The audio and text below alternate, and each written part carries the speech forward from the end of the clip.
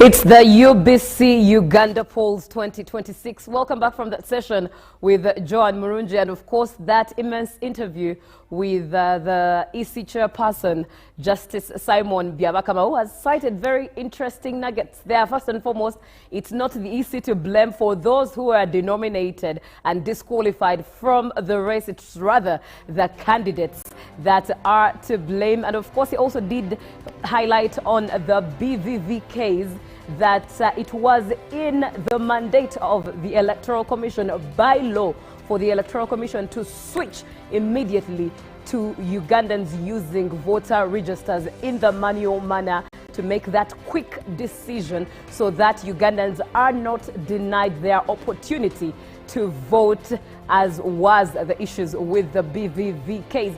Now, let's look at a bit of a summary in regards to what statistics are coming through, especially with members of Parliament. And right there, let's start off from Chiboga West County.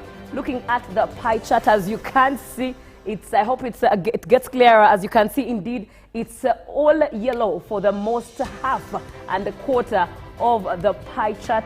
Looking at Lule area, Eric NRM, who has garnered 9,235 votes, gathering 61.25% of the votes. But of course, the independent has covered the other half of the pie chart, and Mutumba Abdul on the independent ticket takes 5,842 votes at 38.75% of the percentages. Looking at some, if you look at Frank Pigahabu on the independent ticket, right here he is at 0%. The same applies to Nachanzi Grace Kakoza of NUP, who also has 0%. Sevina Daniel, independent, 0%, and Simbwa Ben on the FDC ticket as well gets a 0%. Now, looking at Ntungamo district, as you can see, interestingly, it's a whole independent that is actually dominating the NRM side. Quite a lot of conversation here, if you ask me. But looking at the statistics, Karuhanga Gerald Kafureka on the independent ticket with 3,967 votes, getting to a 58.42%. And looking at the side of the NRM, Musinguzi Yona, representing NRM, garnered 41.58% of the votes with 2,824. Ntungamo district, a whole chart of the independent dominating right there. And of course, Biendeza Edward on the independent ticket is at 0%. Same applies to Rubahamia Magambo of the new ticket at 0%. Looking at Busiro County North, one of the hotly contested areas, as you can see, NRM and NUP were really at loggerheads onto each other. But as you can see, NRM took the most part of the pie chart, slightly ahead of NUP. And as you can see, Mayanja Moses on the NRM ticket garnered 19,319 votes. And by the way, earlier on, I did mention that he contested for the same parliamentary seat in 2021. Unfortunately, I've got my facts right. He contested for LC5 chairperson in 2021, and he lost that seat. But this time round in 2026, Mayanja Moses came back for the seat of direct MP in Busiro North County, and as you can see, he is the merging and has been already declared, by the way, by the Electoral Commission District Tally Center, that he is the winner. From there, winning the NUP candidate Semaganda Ronald, who garnered 14,667 votes, as you can see, with a percentage of 43.16%. Other candidates to look at, well, we do have Mujisha Charles Katongole, who is of DF with 0%. Subuga Frank, independent at 0%. Senkungu Moses as well, representing PFF at 0% as well. Sechikubo Ashraf of independent at 0%. Kato Damiano, independent, 0%. Kasta Hussein Bukenya, independent at 0%. Kagwa Swaib Nsereko Jema at 0%. Sentongo Emmanuel Pius, independent as well at 0%, and Tevandeke John Bosco, independent as well at 0%. So it's safe to say that independent altogether featured nowhere mostly, but it was NRM and NUP, and as you can see, NRM took the lion's share there. Now looking at Kakumiro woman member of parliament, let's look at the pie chart. As you can see, it's all yellow for the most part of the pie. If it's a pizza plate, well, you can see that the independent side is taking a very small slice of the pizza share, and the rest of it is eaten by the NRM candidate, and that is Nabanja Robina. NRM with 78,533 votes, representing 78.01% of the votes. As you can see, the independent side had two candidates, Tushemereire Grace, who garnered 22,136 votes and getting to 21.99% of the votes, and Tibulihwa Harriet, unindependent, who got a 0% on there. Looking at Kinkizi County East, as you can see what the pie chart looks like here. Kinkizi, we do see yellow dominating there. Getting back to Kinkizi West, we do see yellow dominating almost that big half, but still there was a tight race with the independent. As you can see, Chris Bariomosi on the NRM ticket got 23,830 votes, and that is at 52.35%. And looking at the bigger part of the independent ticket that was carried by Arinitwe Sam Kajojo, who was on the independent ticket at 20,737 votes, carrying 45.56% of the percentage on the pie chart. And there was, of course, another independent ticket there. That is Niwamanya Benedicto of the PFF party, who indeed got 65 votes, carrying a 0.14%. We did have Naturinda Agre independent carrying a 0%, and Karunji Ruth Tukahirwa carrying 731 votes, carrying 1.61%. Looking at a Park municipality, as you can see, independent all over the place. Just a small slice of, probably two slices if it's a pizza plate, two slices for the NRM, and the rest of the slices go to the independent ticket. Ochan Patrick garnered 9,138 votes, getting to a percentage of 72.09%. And of course, Nechon Isaac Emma Odong, NRM, gets to 3,538 votes with a 27.91%. And Akora Maxwell Ebong of the UPC party gets to 0%. Now, finally, let's look at Maruzi County and see what is on there from Maruzi County. Excuse me. Maruzi County, as you can see, Opeto Moses of the NRM party garnered 10,488 votes, getting to a 45.78% there, and then getting to UPC that covers this whole area. Obong Peter Achuda, UPC, 12,421 votes with a 54.22% on there. So UPC covers Maruzi County, as we had earlier on reported. Now let's get a bit of detail from Kakumiro woman member of parliament and Kinkizi County East. These are areas of interest. Getting to Kakumiro a member of parliament, as you can see, the Right Honorable Prime Minister of Uganda, Nabanja Robina, who Ugandans give many names. For example, Majagere. She comes back winning and leading under the NRM ticket, 78% there with 78,533 votes. If you watched her footage yesterday as she cast her own vote, other ballots that she did take. She voted right from the basin, and when it came to her own vote, she rightly voted out of the basin and showed all cameras that she has voted for herself, and indeed she leads with a 78% against Tushemereirwe Grace, who is at a 22% on the independent ticket with 22,136 votes. Now let's see what Kinkizi looks like. That is Kinkizi County East. Kinkizi County East is where Baryomusi Honorable Chris Baryomusi represents the NRM party, as you can see, with 52%, 23,830 votes, leading there. And that is against Arena. It was Sam Kajojo, who is of independent ticket on the independent ticket with 20,737 votes at a percentage of 46%. That's a summary right there, but of course the results keep on coming, and as UBC TV we are here to make sure that you get all the results. The team is jam-packed, the team is ready. UBC Uganda goes to the polls 2026. So stay tuned to UBC TV, and of course up next is the rest of the team as they come through with more of the results.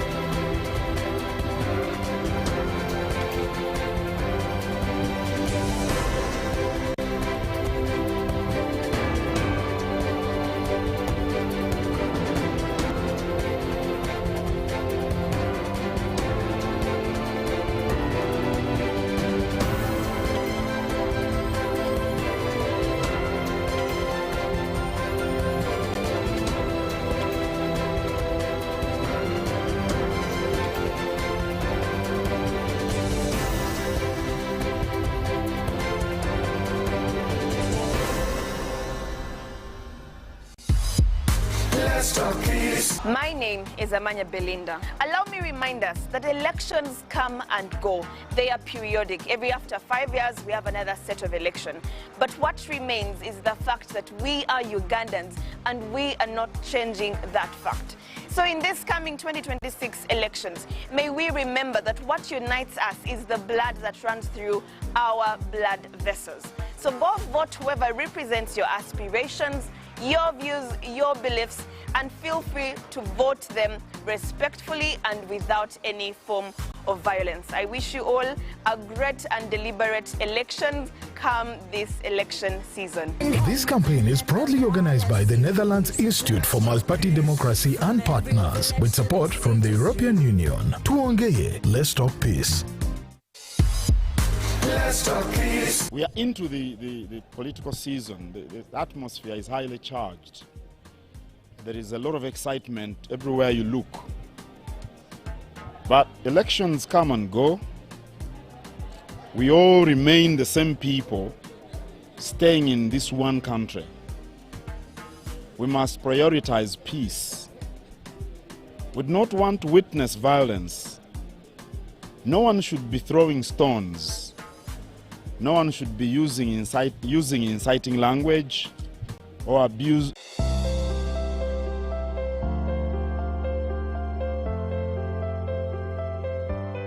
A fellow citizen, no one should use bullets. Brothers and sisters, as Ugandans, and discuss issues that may appear different, one camp from the other. I look forward to seeing an NRM supporter sitting with an NUP supporter and taking coffee. I want to see somebody from Arua sitting down for a cup of coffee with someone from Bugisu, from Chigezi, from Buganda. Let's learn to tolerate each other, even when we have differences between us, because that's how we are created. We are not the same. What we should appreciate is that we can all live together. Uganda is big enough for everyone. So we should respect one another. We should not incite violence. We should not in any way participate in anything that breaches the peace. That's my call to all Ugandans during this season. This campaign is proudly organized by the Netherlands Institute for Multi-Party Democracy and partners, with support from the European Union. Tuongeye, let's talk peace. Let's talk peace. As we approach the general elections in our country, the Republic of Uganda, this is a call to all the young people. The most important thing for all of us is to ensure that we keep our country peaceful.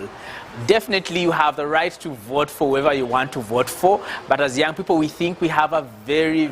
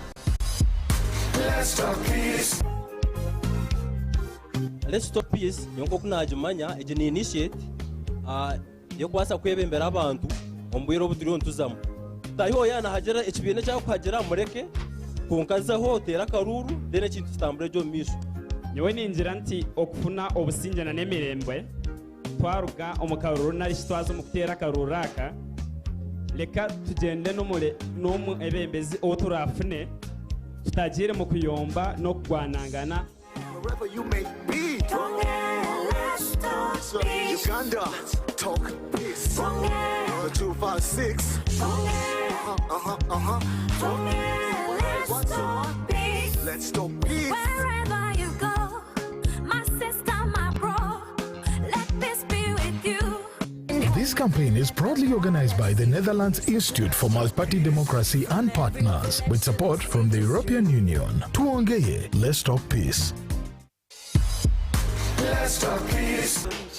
Let there be peace. Dear people of Masaka, elections must never divide us, but instead strengthen our shared vision of building a promising future for our motherland.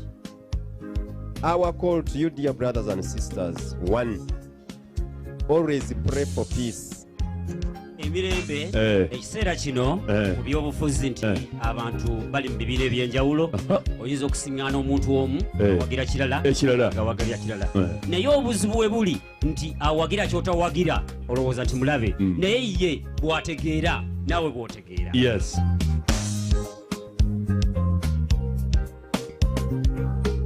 So tubasaba tubeere ba mpisa tubeere ba mirembe. Let Greater Masaka, from the trading centers to the villages, be a place of dialogue, not chaos. This campaign is proudly organized by the Netherlands Institute for Multi-Party Democracy and partners, with support from the European Union. Tuongeye, let's talk peace.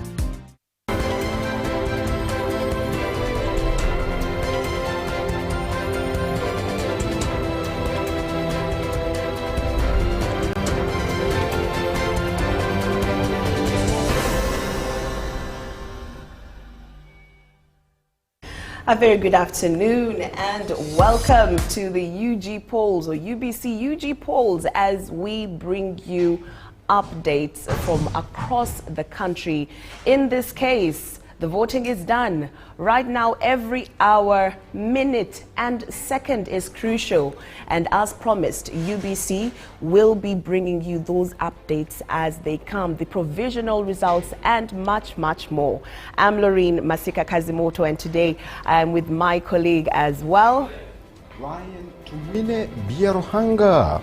Right, it has been a roller coaster of emotions, mostly when it comes to the provisional results that we have been receiving from the EC. They have been, shouts of joy and jubilation, while others have been having tears and dismay. But nonetheless, you Ugandans voted, and we are here to present to you all the provisional results as they come. All right, we start off with the updates from the Electoral Commission. Take a look.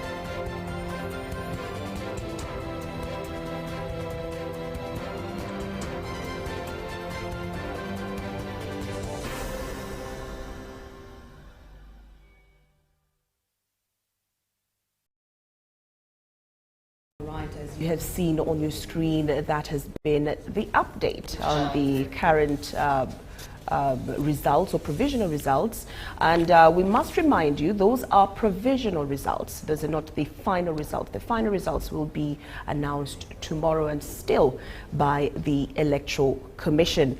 Now, in Kakumiro District, the Right Honourable Robina Nabanja has been declared winner of the parliamentary race, retaining her seat as a woman member of parliament.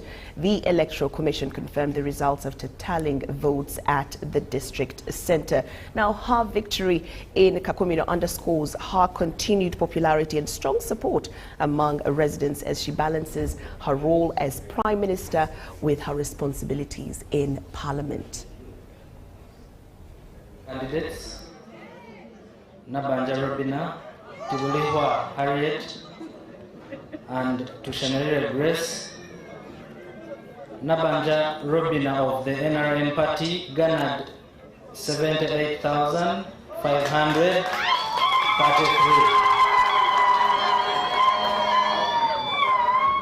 Tibulihwa Harriet, who was an independent candidate, garnered 3,627.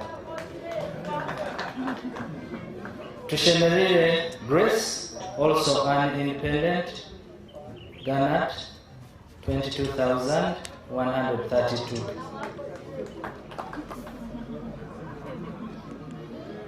Therefore,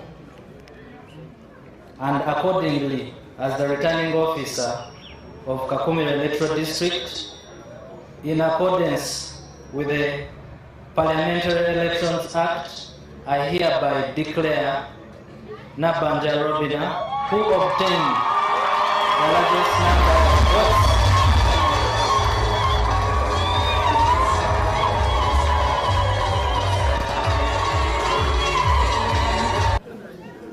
congratulations, and here is evidence of your victory. Ate obululu bwange nga buli organic.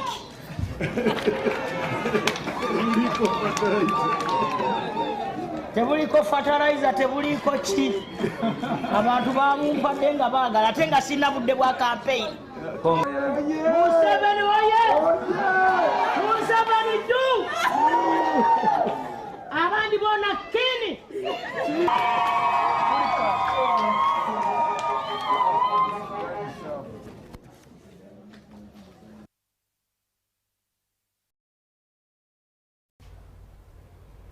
Indeed, as you have seen on your screen, the excitement of course, Right Honourable Robina Nabanja after being declared winner of the Women MP seat of Kakumiro District. Now, if we can just get into the chart and looking at the Kakumiro Member of Parliament seat, well, as you can see on your screen, the results are pretty obvious. Yes, we do see Robina Nabanja taking on the lion's share with 78% percentage, that is for the NRM party, and that is a total vote of 78,533. Now, looking at some of her opponents, we do see Tushemerire Grace coming in with 22% of the vote, and with a total number of votes of 22,136. Indeed, you can see from the charts, definitely it was an obvious win for her. Brian, she is a very phenomenal woman, very strong woman, and very courageous as well. She has juggled so much, and I know that definitely, giving her another chance at leading the people of Kakumiro was a good choice, I would say. When you look at Nabanja is the first woman to hold the office of the Prime Minister since independence. She has served in Parliament since 2011, representing Kibale District and later Kakumiro District, following the district's creation. Now a seasoned politician who is Nabanja there for you. She has been the State Minister for Health. Then she's also known for championing the community development. So Nabanja bouncing back as the woman representative of Kakumiro district is not really a shock to so many. Indeed. I mean, her bag is full. I mean, she has had lots of experience, and definitely with the highlights that you've given us and some of the things that she has, done over the years. 2011 is not very far away. I mean, it's a lot of years indeed. And I would say that she has more to do in the next 5 years for the people of Kakumiro. Indeed, she has championed the women empowerment service delivery across the constituencies, and now her victory in Kakumiro really underscores the popularity and the strong support among the residents as she balances her role as the Prime Minister with her responsibilities in Parliament.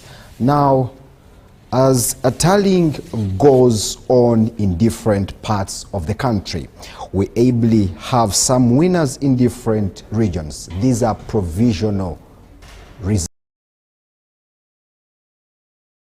Now, these include the Prime Minister, of course, Robin Anabanja. There for you, the Information Minister, that is Chris Baryomunsi, and then the Minister of Health, that is Jane Ruth Ach.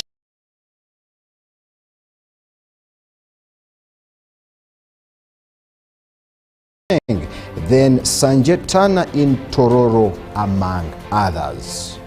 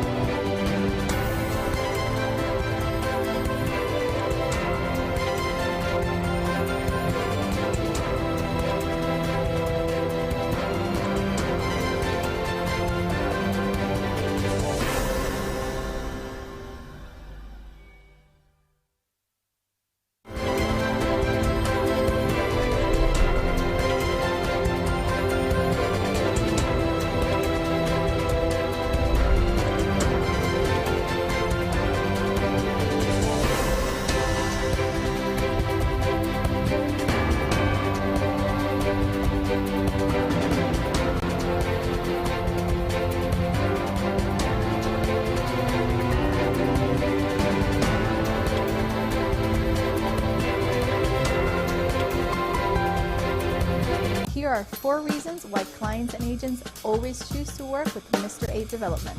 Reason number 1, we focus on developing in emerging high potential locations that offer explosive growth and high ROI potential before they become saturated. It's crafted with a distinct identity and lifestyle narrative. Number 3, we offer investor-centric payment plans and value-driven pricing, making it very competitive at 35/65 and 50/50 payment plans compared to well-known developers. And lastly, we have a strong, knowledgeable sales ecosystem at Mr. 8. We are a brand that focuses on building close connections with agents and clients, empowering them with product knowledge and flexible commission structures. Get in touch with us today. We're waiting for you right here at Mr. 8. Places of the country. We are joining Sando Martin, who is for us there in Busia.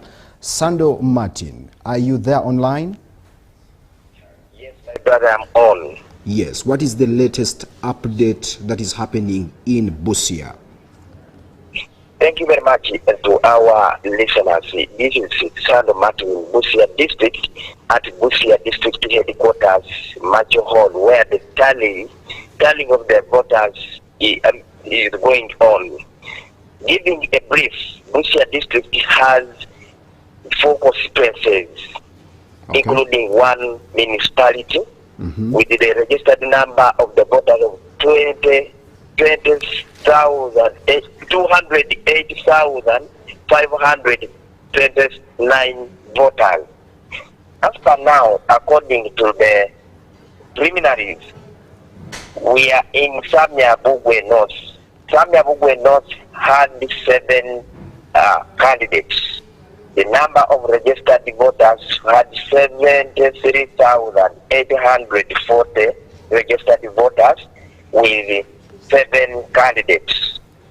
Among these includes Mulimba John, NRM flag bearer, the incumbent, Wandera John Paul, Amama Vincent, Pade Gerald Auku, Okumu John Emru, Mulaitis Deborah, and the Deogracias Njoki Hasubi. Now, according to the results which have been just concluded by the returning officer, Madam Aduro Joan, she has declared Wandera John Paul independent as the duly elected member of parliament for Samia Bugwe North constituency after scoring 17,747 votes, followed by Mr. Mulimba John, the incumbent NRM flag bearer minister, after scoring 16,185 votes.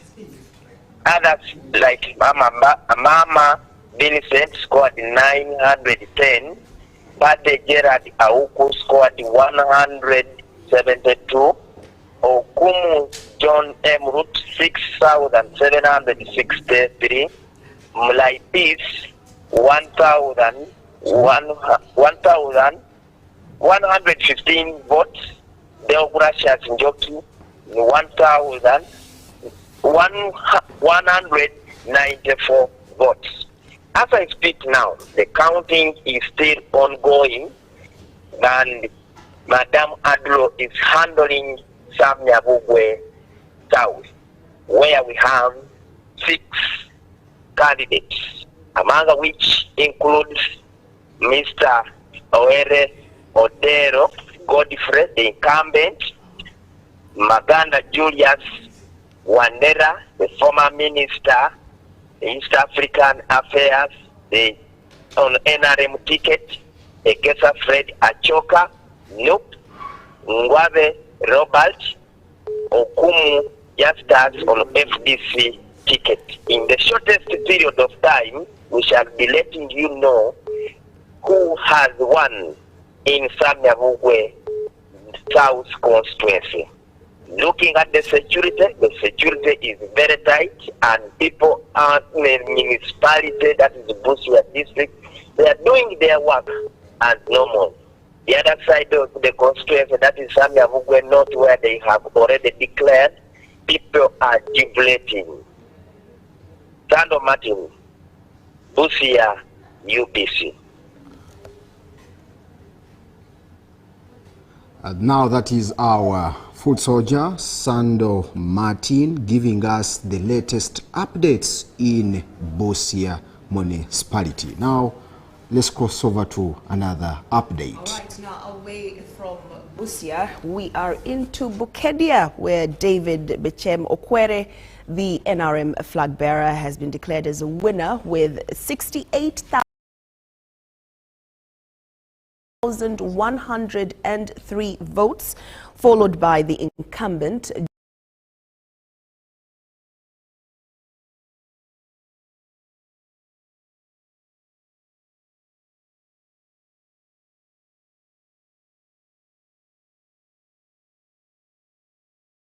Bosco Ikojo, who got 10,458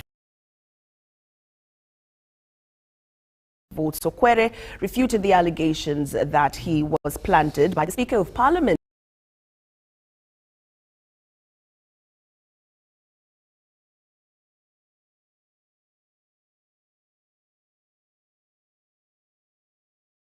Anita Annette Among to achieve her personal interests in the district.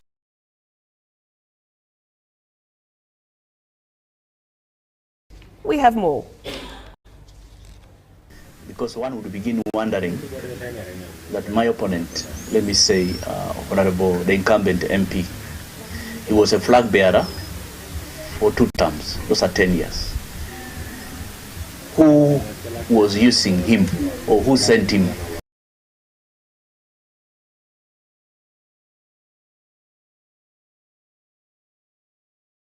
At that time when he was enjoying the 10 years. Let him tell anyone. Must it be that when he loses this time, then another person becomes successful? He begins being sent by another person? So I think that's a wrong assumption. My winning as a flag bearer of the party was the will of the people. Because people actually lacked what they call quality service for the last 10 years. And they have been looking for a person who can actually wipe the tears that people have been mourning in Bukedia for the last 10 years. I can actually even tell you that even if you have a vehicle and you are having 4 tires, all the 4 tires are supposed to be running to help the vehicle move. In Bukedia for the last 10 years, it's only 2 tires which have been running. That is the tire of the Right Honorable Speaker, which has been running, and you can see the services which has provided in the Bukedia constituency. The second tire which has been running well is the one of Honorable Ishagi Opolot. If you go to Kachumbala, you see people appreciating the services these 2 people have provided. But when you come into the male seat of Bukedia constituency, even if you took a tour around, there are roads which have failed to be worked on. My question now definitely remains, what was the incumbent MP doing to supervise such works, although it was meant to be done by the local government under the leadership of the LOC 5. But there are also other things like quality services, like hospitals. They are quite daring. The other thing, of course, is the absence from people being in contact together with the community. There was nothing. I have never seen for the last 10 years when the incumbent MP is on order paper presenting issues affecting Bukedia in the last 10 years. It's not there. You will actually find that he's ever talking that he's a chairman of national economy and is ever flying out borrowing money for the country. The issue is, what money has he borrowed which has benefited Bukedia as well? Because he's trying to ride on some of the projects which the president has established himself about the seed school. Seed school is a government policy which has spread countrywide. Indeed, UBC, UG polls, we are coming to you live here at Broadcast House, and we are speaking to some of our political people that are in the field, giving us updates of what is happening in the field. Now we are joining Eddie Orwa, who is in Lira, giving us updates. Eddie Orwa.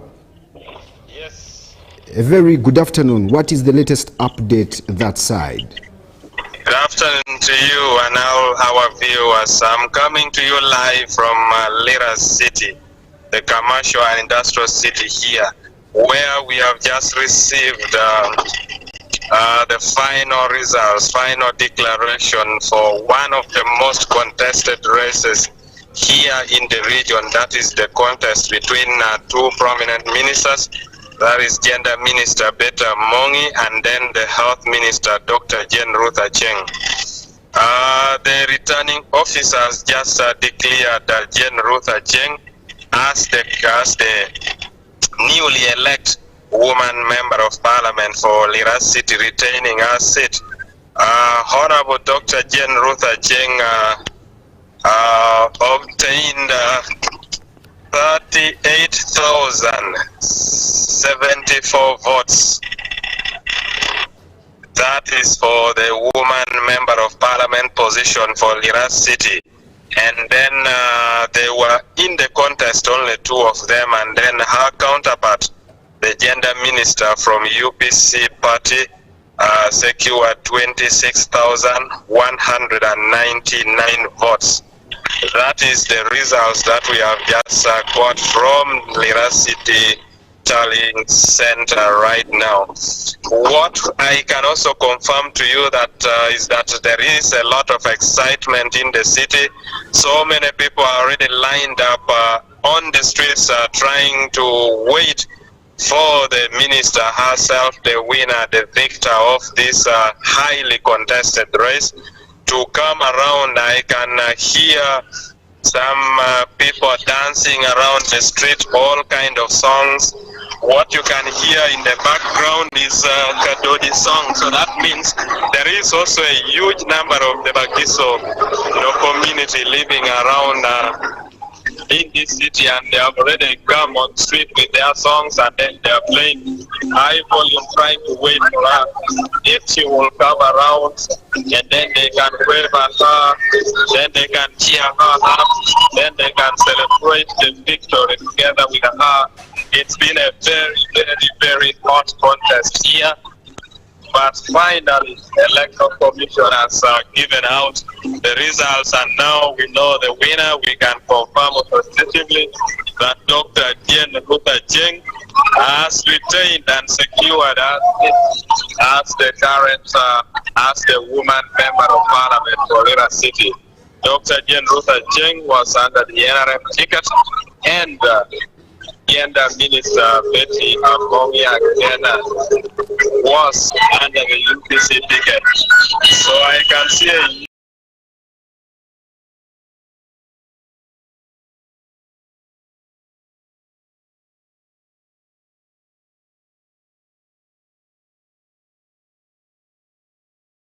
under the UPC ticket.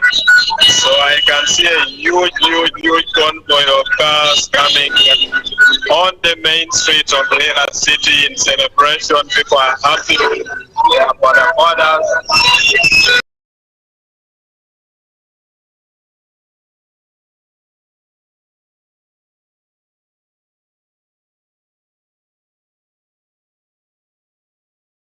Celebration, people are happy. They are for the orders.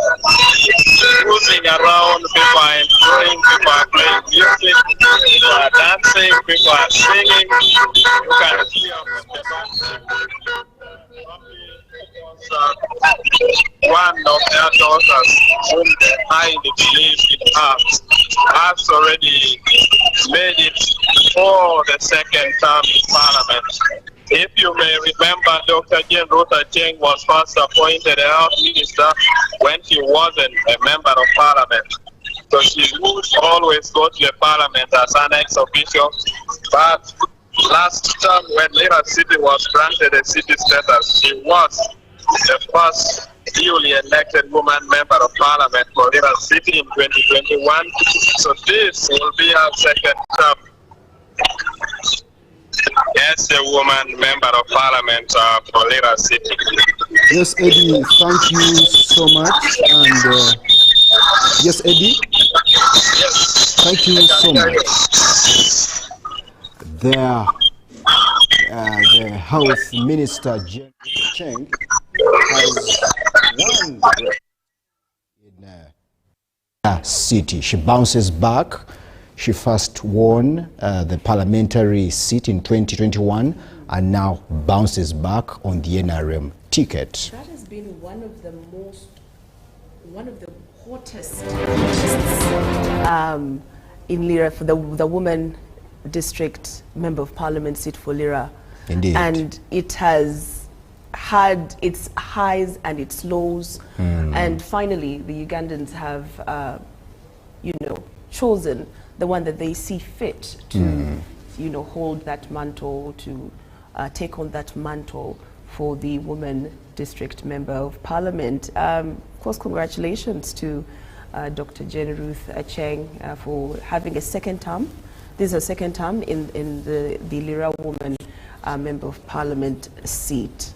Indeed. All right. Well, as we promised, we will be giving you more updates across the country. We have our team spread out, ready to collect and give you the provisional results and paint you a picture of what is happening in the different parts of the country. And we here at Broadcast House will bring that also to you. Now, we would like to give you a recap of the Electoral Commission update that was held earlier on at around 10 a.m. Here on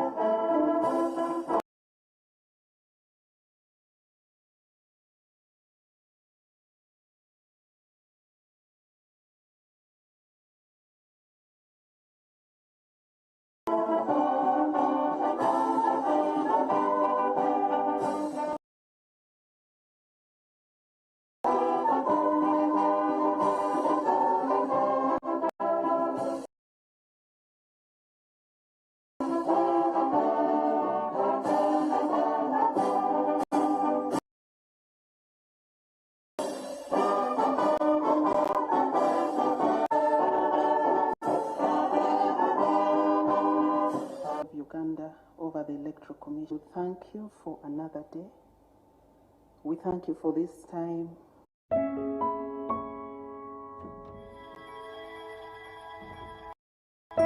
When I first arrived at Commission, we thank you for the people of Uganda. We thank you for this land that you have given us. We pray, O God, that may your peace and your mercy and your protection continue to reign over Uganda, over the people of Uganda, over the leadership of Uganda, over the Electoral Commission. We pray, O Lord, as we begin today's business, that your presence will abide with us, that your peace will continue to reign over us, and that your joy will fill us and keep us safe. We give you back all the praise, all the glory, and all the honor. In Jesus' name we pray. Amen. Thank you very much, Susan. You may take.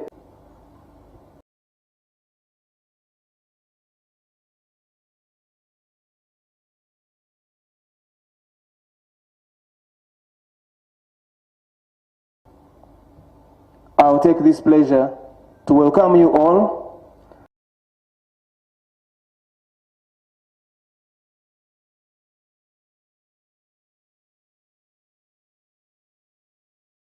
and to welcome you all and to hand over to the chairperson of the Electoral Commission, Justice Byabakama Mugenyi Simon, to take us forward in today's program. Lord Chair, you're welcome.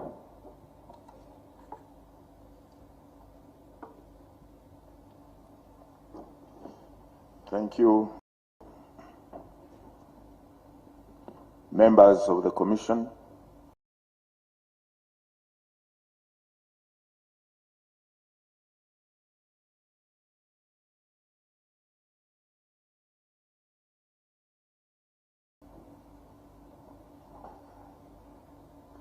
Your Excellencies, Ambassadors, High Commissioners present, and heads of missions, representatives of political parties, stroke presidential candidates, our distinguished guests, international, local observers, media, and all invited guests. Good morning.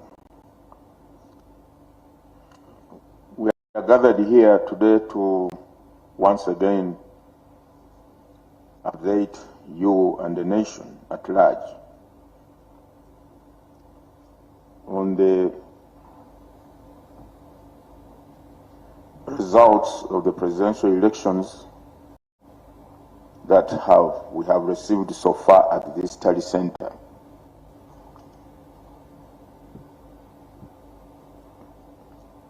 The total number of registered voters on the National Voters Register is 21,649,067.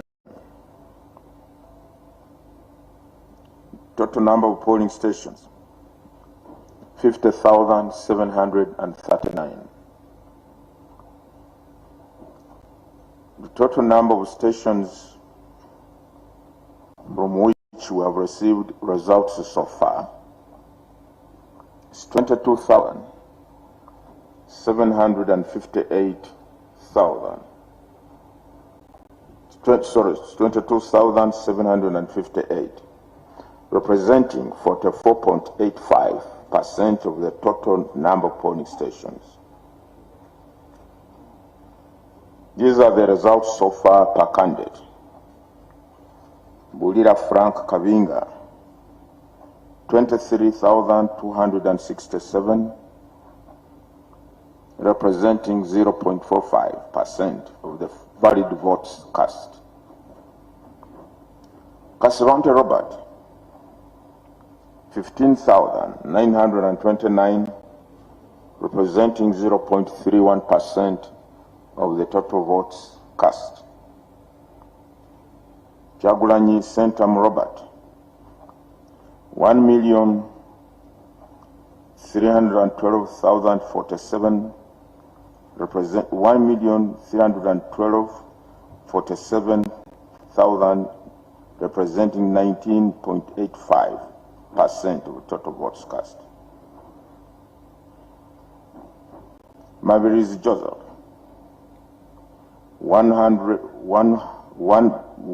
10,910, representing 0.21% of the total votes cast. Mugisha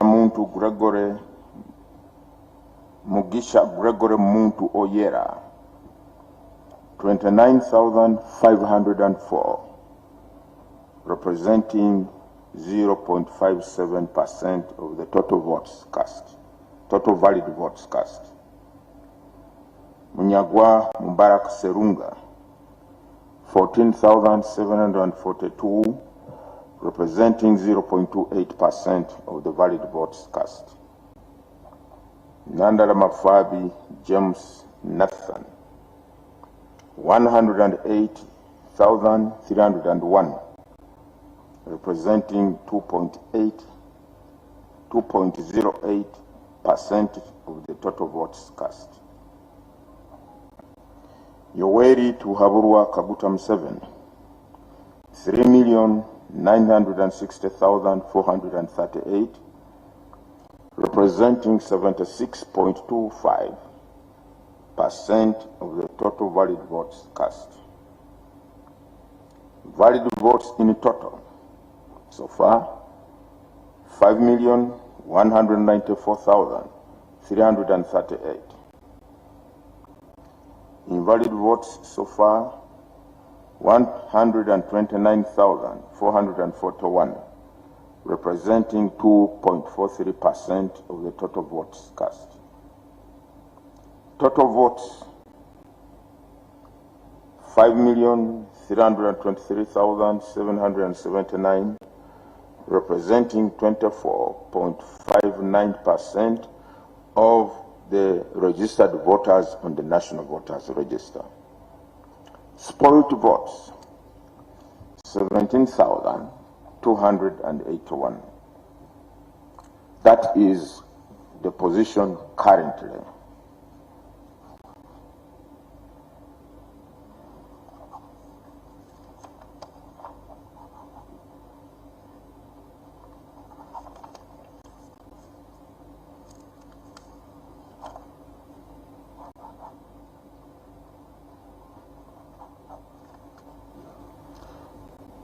Now, as we indicated in our opening remarks yesterday,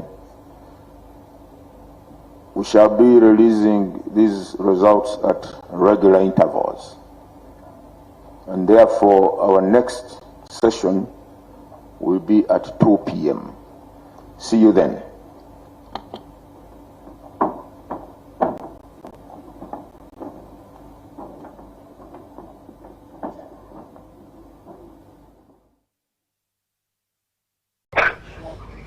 Now we are heading into an official announcement from the Ministry of Education and Sports. Official announcement on the reopening of all schools and education institutions. Reference is made to official announcement issued on the 6th January 2026 by the Ministry of Education and Sports regarding the reopening of all schools and education institutions across the country on the 2nd February 2026. The ministry hereby informs you that due to the general elections and to ensure the safety of all learners, all schools and education institutions across the country are directed to reopen on Tuesday, 10th February 2026. For avoidance of doubt, this includes all international schools, tertiary institutions and universities.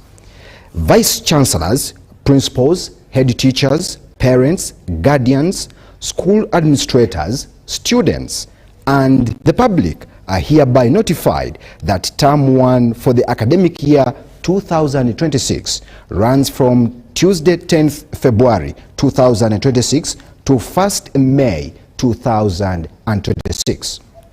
All school administrators are directed to adhere firmly to these dates and the approved school calendar published on the ministry website, that is www.education.go.ug school calendars.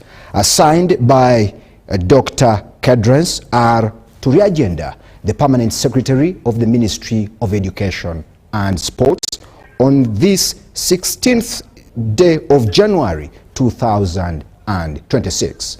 So, schools are going to reopen on the 10th of February 2026. And not the 2nd of February. Yes, the Ministry of Education has just pronounced clarified this, that. yes. And I think it's a good thing because, of course, for the safety, but also giving space for the releasing of the results for the PLE, UCE, and UACE.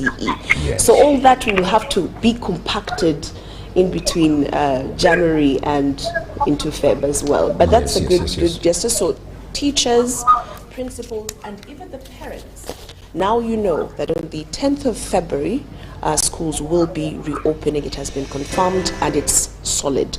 And like we promised, we will be giving you updates from across the country online. Right now, we have Ronald Mugabe, who is in Tororo, here to give us an update on what's happening, the situation, how the situation is looking like in Tororo, and also some of the results released there. Ronald, good afternoon. You are live. Yes, good afternoon to you. This is Ronald, and of course, Tororo. As you can see across the country, what is going on now is tallying of the final, taking tallies of the final votes, especially for members of parliament. And just to let you in on at least the latest we have is that as of yesterday, at least the people of Tororo municipality went to bed knowing who would be coming in for them. That is Sam Jetana, who managed to aggregate more than his contender, that is Apollo Yeri. But of course, at the moment, what's going on is a neck-to-neck, especially with the woman member of parliament, Court Angela and Sarah Opendi, are toe-to-toe. So we are yet to really get a final aggregate, but we will be keeping our ears here to ensure that we give you that information. All right, Ronald. What has been the situation mostly when it came to the celebration? Was it all smooth, or there was a bit of resistance from the other different parties that he was standing against? Well, of course, it was quite dramatic yesterday.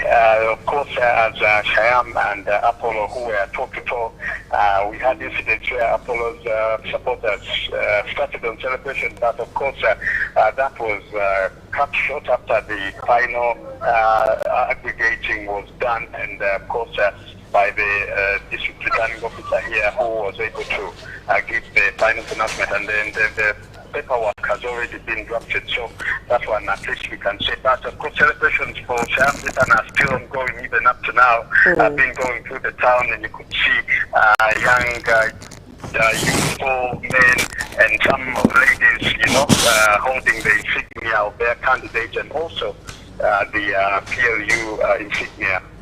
All right, the current winner, is he a first time, is it the first time that he had been standing for the post, or he has been, you know, is this the first time that he's taking up the post, or, and is it the first time that he's been standing for the same post as well?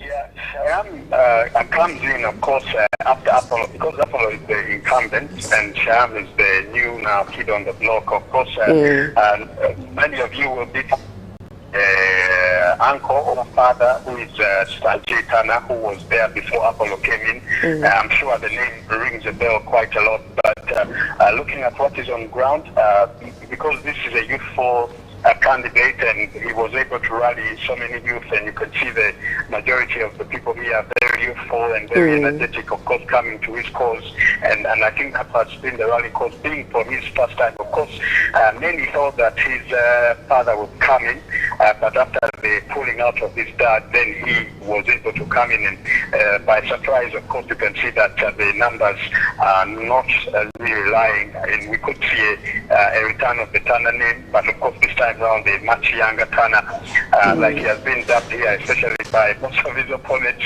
Of course, those are some of the rhetoric you can see on the ground, but we are likely to see him come into Parliament this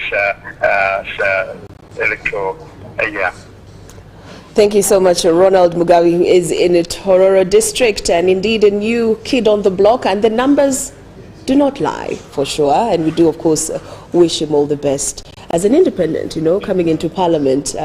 It's a new playing field for him, first of all, and also coming in as an independent. So we do wish him all the best in you know, representing his people and his constituency. Brian? Indeed, UBC UG polls 2026. Now let's look at the neck-to-neck race in Kampala Central.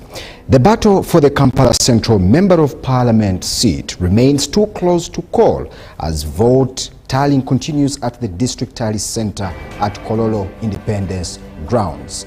Early figures indicate a tight contest between NRM's Misa Kabanda and NUP flag bearer David Louis Lubongoya in what observers are calling a neck-to-neck race. Now the Electoral Commission says results are being verified and will be released in phases, urging the public to remain calm as counting continues. Supporters of all candidates are waiting anxiously as the race heads towards a decisive outcome. Let's take a look at what is happening in Kololo.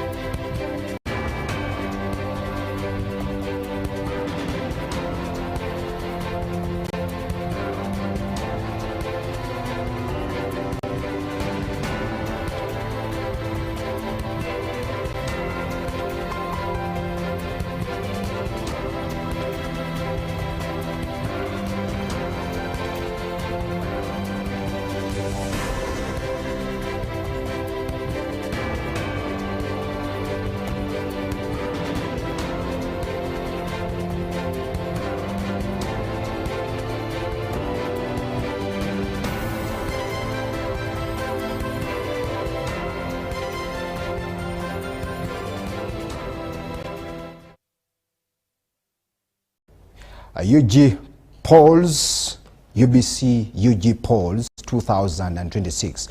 Yeah, we are covering a 360 coverage of the UG polls 2026, and now I'm joined on the phone call with one of our foot soldiers who is in Entebbe for us. That is Sula Kagugube. Sula Kagugube. Yes, my brother.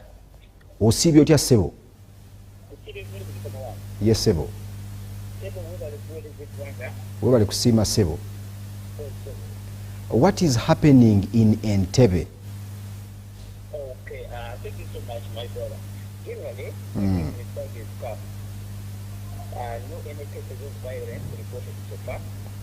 And if you move around along into the streets, they are all empty. Shops are still closed. So meaning, most of the people, they are still at home. So, basically, the situation is calm. And of course, everything which is happening, we are currently waiting results from our district. Of course, we are waiting for the declaration. So the chief competition between Shaka Stephen Gashaija, the analyst the bearer, and Navato Namri Joyce, who is on no ticket. So, of course, supporters, they are eagerly waiting for the declaration, as police and security agencies are patrolling every corner to ensure that there is no any single case of violence reported in the Entebbe municipality. Sula. Yes. Our viewers want to really understand what the security is. How does the security is? Are the people in Entebbe operating as usual? Are the shops open, or they're eagerly waiting and looking forward on what is happening in what is coming out from the polls? I mean the results. Okay, what I can tell our viewers, all businesses are still at standstill. Of course, they are waiting for the official declaration for the president and, of course, these members of parliament. If you move around Entebbe municipality, all the shops are closed. Actually, even yesterday we are closed and they still remain closed. So as they wait for official declaration, we are hopeful maybe by tomorrow they would have declared the member of parliament for Entebbe municipality. I can give you an example, my brother. Today being the market day here at Abaita Ababili. But if you look around, all streets are empty, and of course you can't see any walk around. So meaning people are still at home waiting for maybe to hear from electoral commission.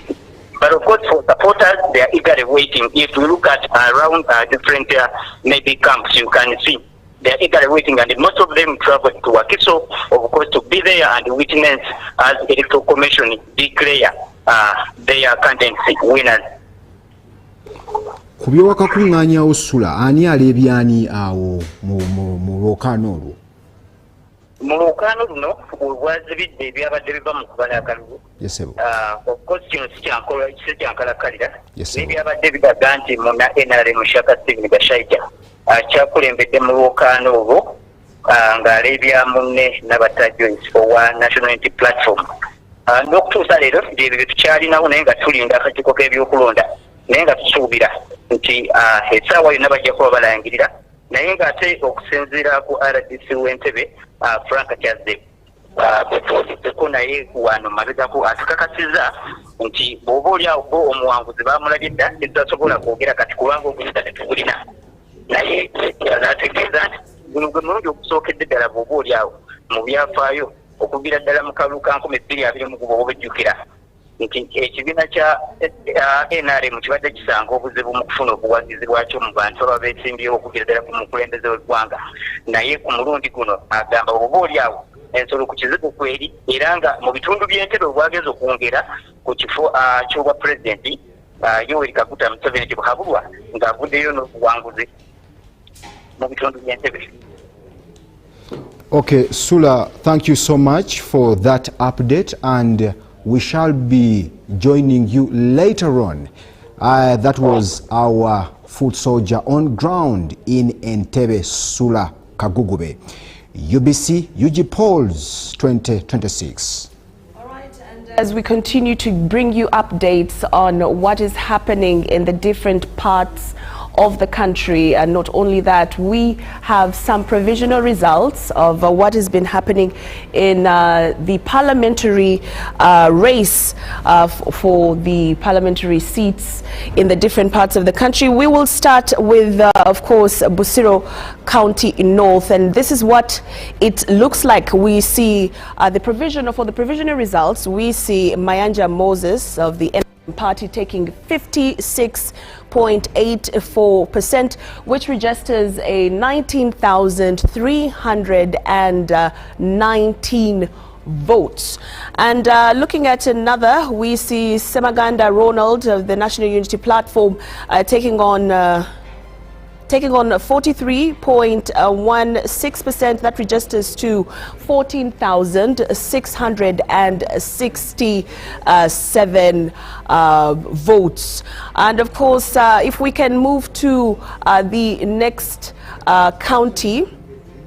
All right, still with the course Busiro County, these have been the standings in that particular county. All right, now let's look at Chivoga West County.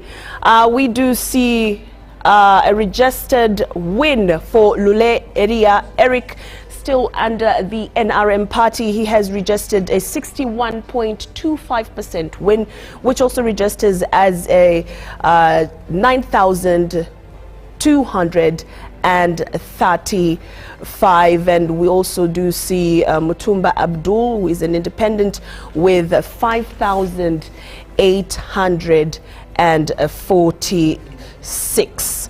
All right, the Kinkizi County East, and we do see which also is the county of the Minister of ICT, Chris Bariomunsi. As you do see on the pie chart right here, he did register a win of 20. That is Kikenzi County. Let's get into that again. We did register a win for Kikenzi County, that is under the NRM leadership. All right, we look at the Apache municipality. We do see, remember, these are provisional results. We do see Achan Patrick, who is an independent candidate, taking on the lion's share with a 72.09%, which registers to a 9,138 votes. An opponent coming in second, that is Nechwan Isaac Emma Odong for the NRM party, coming in with 27.9%. That registers to a 3,538%. All right, let's maybe take one more for the road. Let's take one more for the road. All right, now let's get into how the country is faring. All right. Still, with some more, let's look at the Kakumiro district.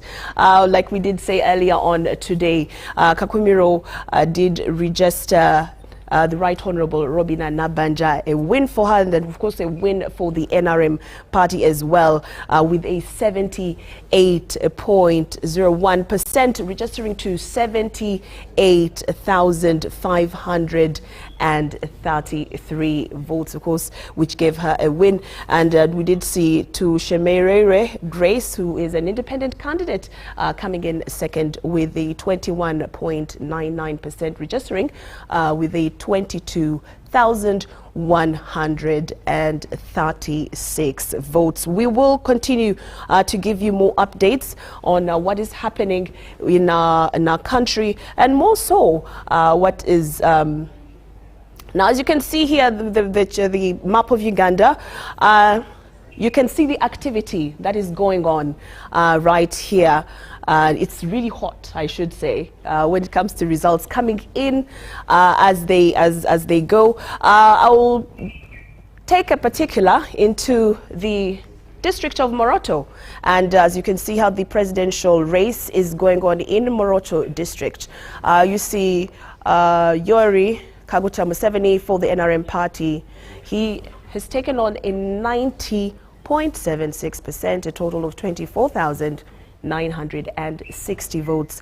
And coming in second, you see Chagulanyi Sentamu Robert for the NUP party coming in with 1,446 votes, which is equivalent to 5.27%. Let's just take a look at the other candidates in Moroto district. They're standing on in Moroto district. Nandala Mafabi for the FDC party coming in with 529 votes, equivalent to 1.93%.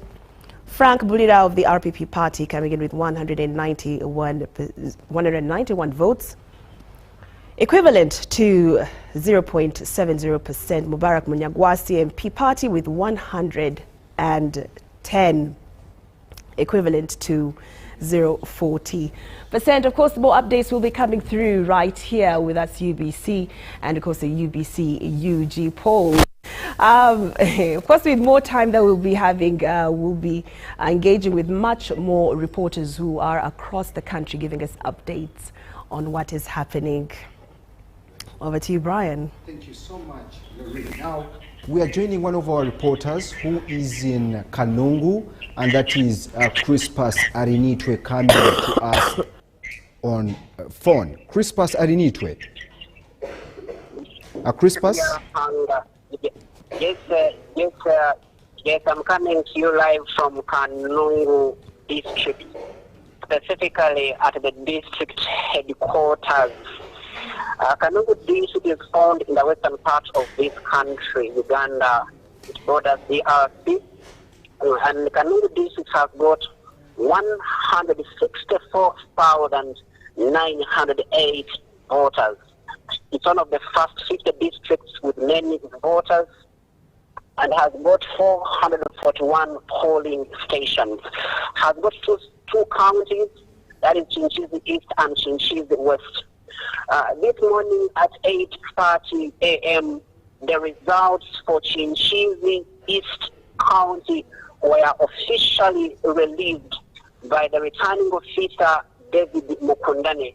And I can authoritatively say that we have got official results for Chinchizi County East.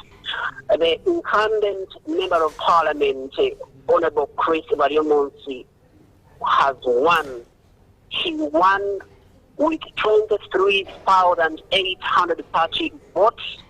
In the second position is Arinitwe Samu Kajojo, who stood on an independent ticket with 20,739 votes. So Bariomo defeated Kajojo with 3,091 votes. In the third position, we have got Karunji Ruth Kahirwa, who also stood on an independent ticket. In the fourth position, we have got Akamfunda Akampa Wakaruma, also independent, with 90 votes. Tabaruka Aran for FDC, that is ARANF. FDC, he had 67 votes.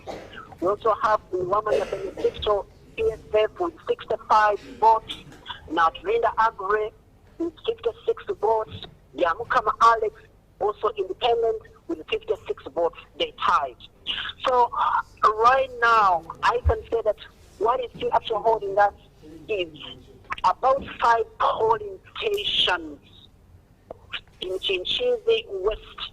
We are missing their declaration forms, because ideally we should have had results for Chinchizi West already out, just like for Chinchizi East in the morning.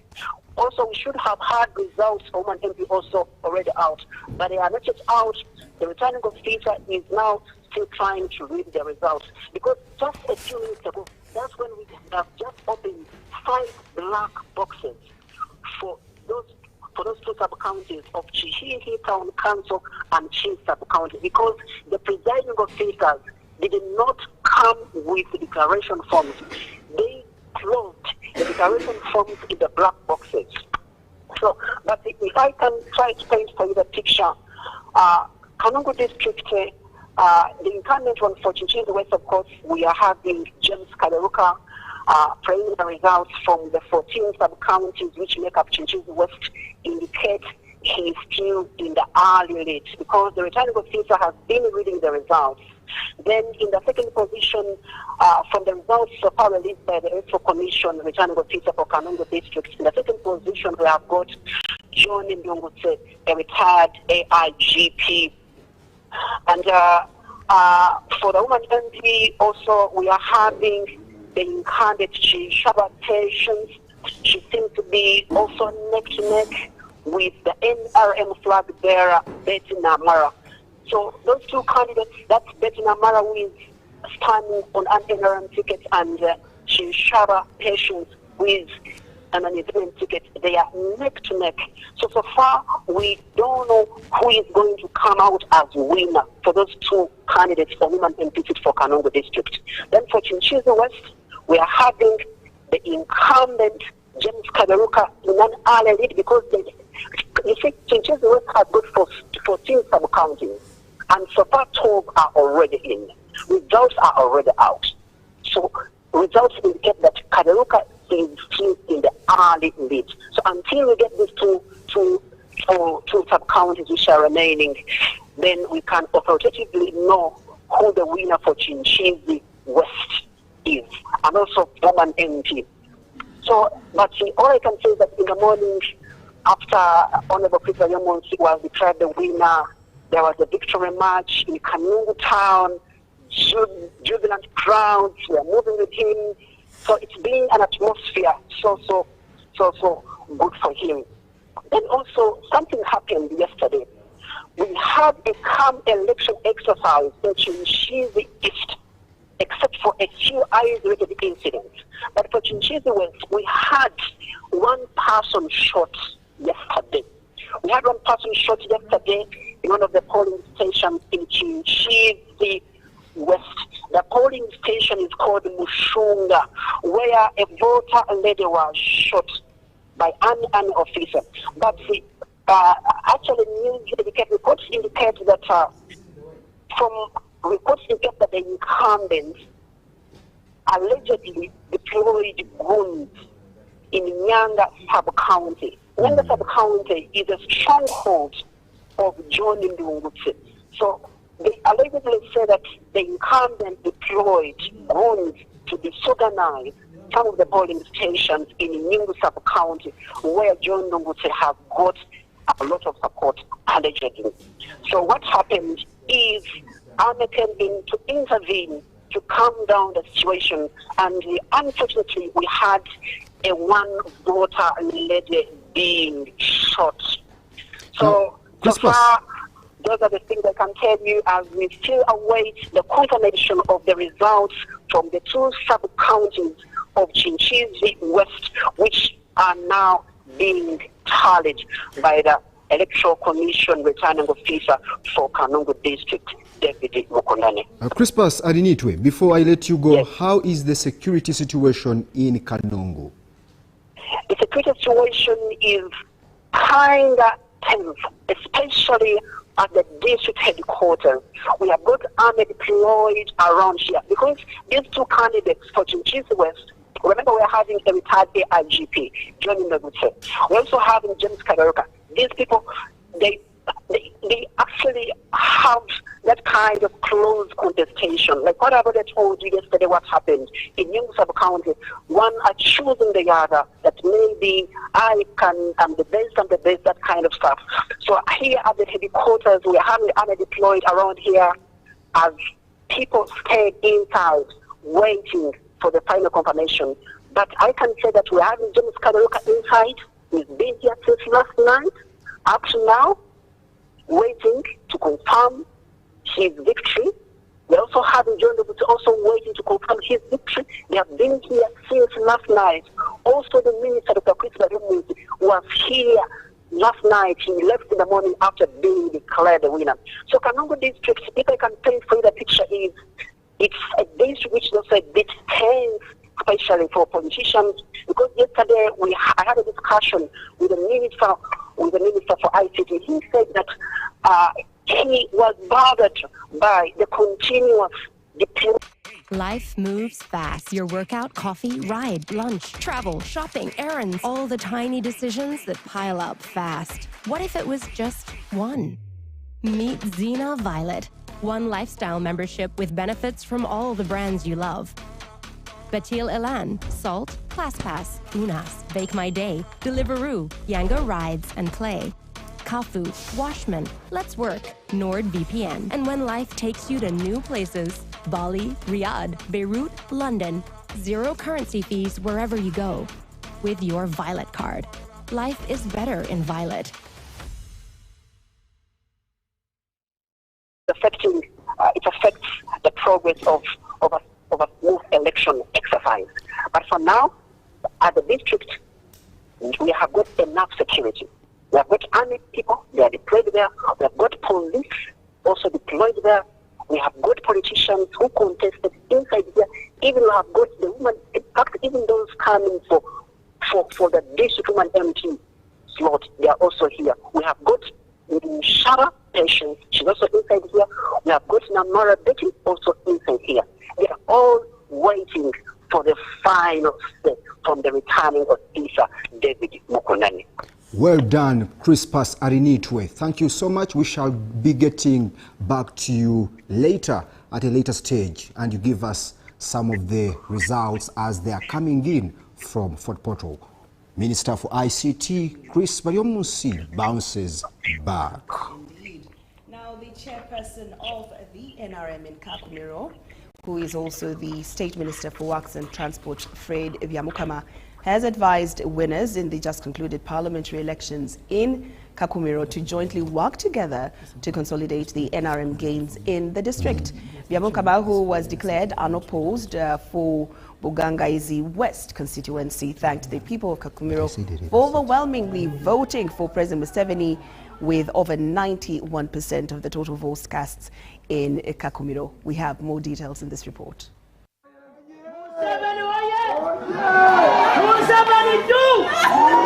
Today, thank you that we have ended the electoral process for presidential candidates and women MP plus members of parliament. We are happy that the president in Kakumiro district has won with over 91%. This has been a joint effort, of course, as NRM, with the command of Regional Prime Minister, woman MP, and all the NRM people. We have got 91%.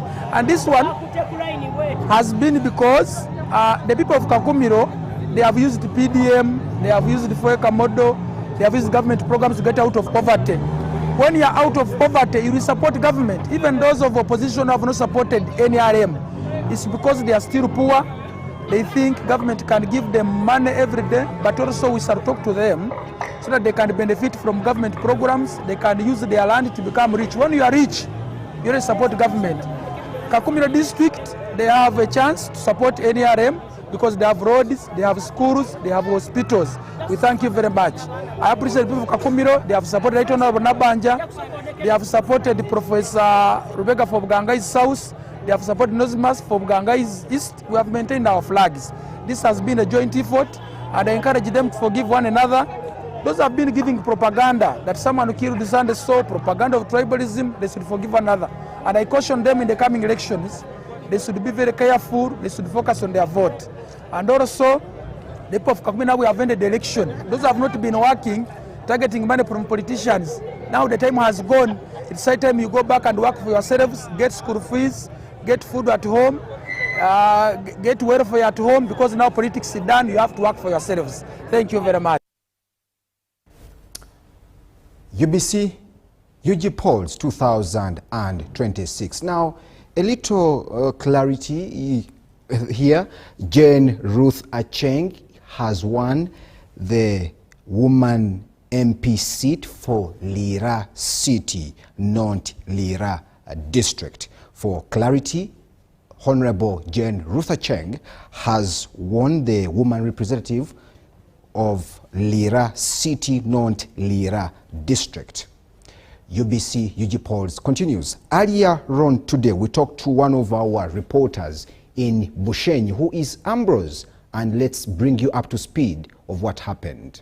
Municipality district, of course, Thank you so much. Here in the Shema municipality, Shema district, of course, where we have been following the elections of yesterday, we understand Mr. Honorable Dixon Katesumbwa has won the Shema municipality, of course, with 19,202 elections, totaling to 62%, defeating his immediate rival, Mr. Mukasa Joseph, who has garnered 9,201 votes. Of course, we understand there were 6 in the race, and of course, including Virginia Pran Mujeni of PFF. We also had Kaija Mustafa of NUP, who garnered 555 votes. Then we also had Jumbe Cheine of FDC, who garnered 96 votes. Then we also had Ichiriza Adrona, who garnered 645. That is Shema municipality, of course. When we go to Shema North, the NRM flag bearer, Honorable Elioda Tumwechi, of course, former minister, he's in the lead, or much as he's yet to be announced by the Electoral Commission, but we understand he's defeating his rival, Mr. Ndangire Julius. Of course, we understand right now two parishes from Shema North and Shema South yet to be produced at the Tari Center, such that they can also be included in the votes, of course, currently being counted. We are also in Shema South constituency, Honorable Ephraim Kamuntu, former minister. He's leading the incumbent, Professor Elijah Museves. Of course, we also await for the Electoral Commission to announce who the winner will be. But of course, when we go to the Shema woman MP race, we are seeing Adrian Katsine Mweresa, of course, the NRM flag bearer, taking on Jacqueline Atwaire Wabukuruku, who contested as an independent. In this race, Adrian Katsine Mweresa is currently leading according to the results that we are having. Then when we go to Mitoma, still in Greater Bushenyi, we look at the woman MP race, where Charampe Rebecca is the NRM flag bearer, is winning the incumbent, Honorable Juliet Bashisha, who is also incumbent. Those are provisional results. In Ruhinda South constituency, Asa Kazora is leading the incumbent, Honorable Donozio Kahonda. Of course, that race is also yet to be declared. The issue is yet to declare a winner. And of course, when we go to Ruhinda Central, Otafire is leading. Back here in Bushenyi, we look at the woman MP race still. Honorable Katsime Anet Mweresa, the NRM flag bearer, she has been declared. She's yet to be declared, of course. But of course, as we understand, she's winning this race, winning her political rival, Vian Nyamyoni. When we look at Shema Ishaka municipality, of course, Id Vasaja, the NRM flag bearer, is also winning this race, of course, defeating his other 6 contenders. Of course, we had the Kasbat Tukundane, also who contested as an independent. We also had Kansondiachara Nicholas, but of course, Id Vasaja is taking this race according to the provision results that we have right now. And when we go to Igala West constituency, the race is still on, much as the NRM flag bearer is slightly leading. I might use that word, slightly leading. That is Cohen Champion, who is slightly leading his political nemesis, Boniface Tugume, because we also keep an eye on that particular race. Then Igala East constituency, of course, the provision results show that Nawanda is leading. Now, in the district, the results that we have just gotten, Honorable Cadet Benjamin, former MP, is winning Bunyaruguru constituency. Of course, we are yet to get what is happening in the Katerera constituency. That is for Rubirizi district. Of course, the NRM flag bearer for Rubirizi district, woman MP, that was declared unopposed way back because she had nobody to contest against her. Now, when we go to Hweju district, interestingly, in Hweju West constituency, John Bosco Koi Kalisa, the NRM flag bearer, has defeated the incumbent Honorable Ephraim Viraro. That's what we got. And of course, that rate has already been declared. John Bosco Kalisa has already been declared as a winner. Then when we go to the district woman MP race, Namara Anet Yamukama wins that race. And then also interestingly, and the breaking news this time is that Francis Muzici has been defeated by the NRM flag bearer, Mr. Zado Kamtekanga. Honorable Francis Muzici has been beaten badly by the NRM flag bearer, Mr. Zado Kamtekanga. That's all we had. And of course, some of the MPs have already been, the MP elects have already been announced by their respective EC registers. Now we are waiting to see how these other candidates will come out. When I will give you the updates as and when they are out. But of course, we keep an eye on this particular race. I want to hand you over back to my colleague to give you more political stories. Thank you.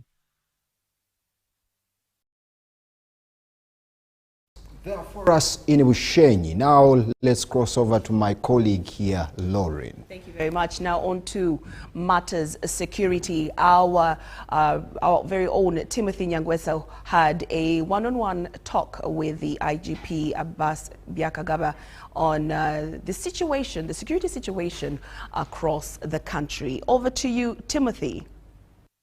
Welcome to this special edition of UG Polls, and today we have a special guest that we're going to be discussing, especially what has been happening in these last few days, even as we draw towards the end of these elections come tomorrow, 5 p.m., as given by the Electoral Commission. Today, I spent time with the Inspector General of Police, Afande Abbas Byakagaba, and we're going to be talking about the generality of security in these past few days.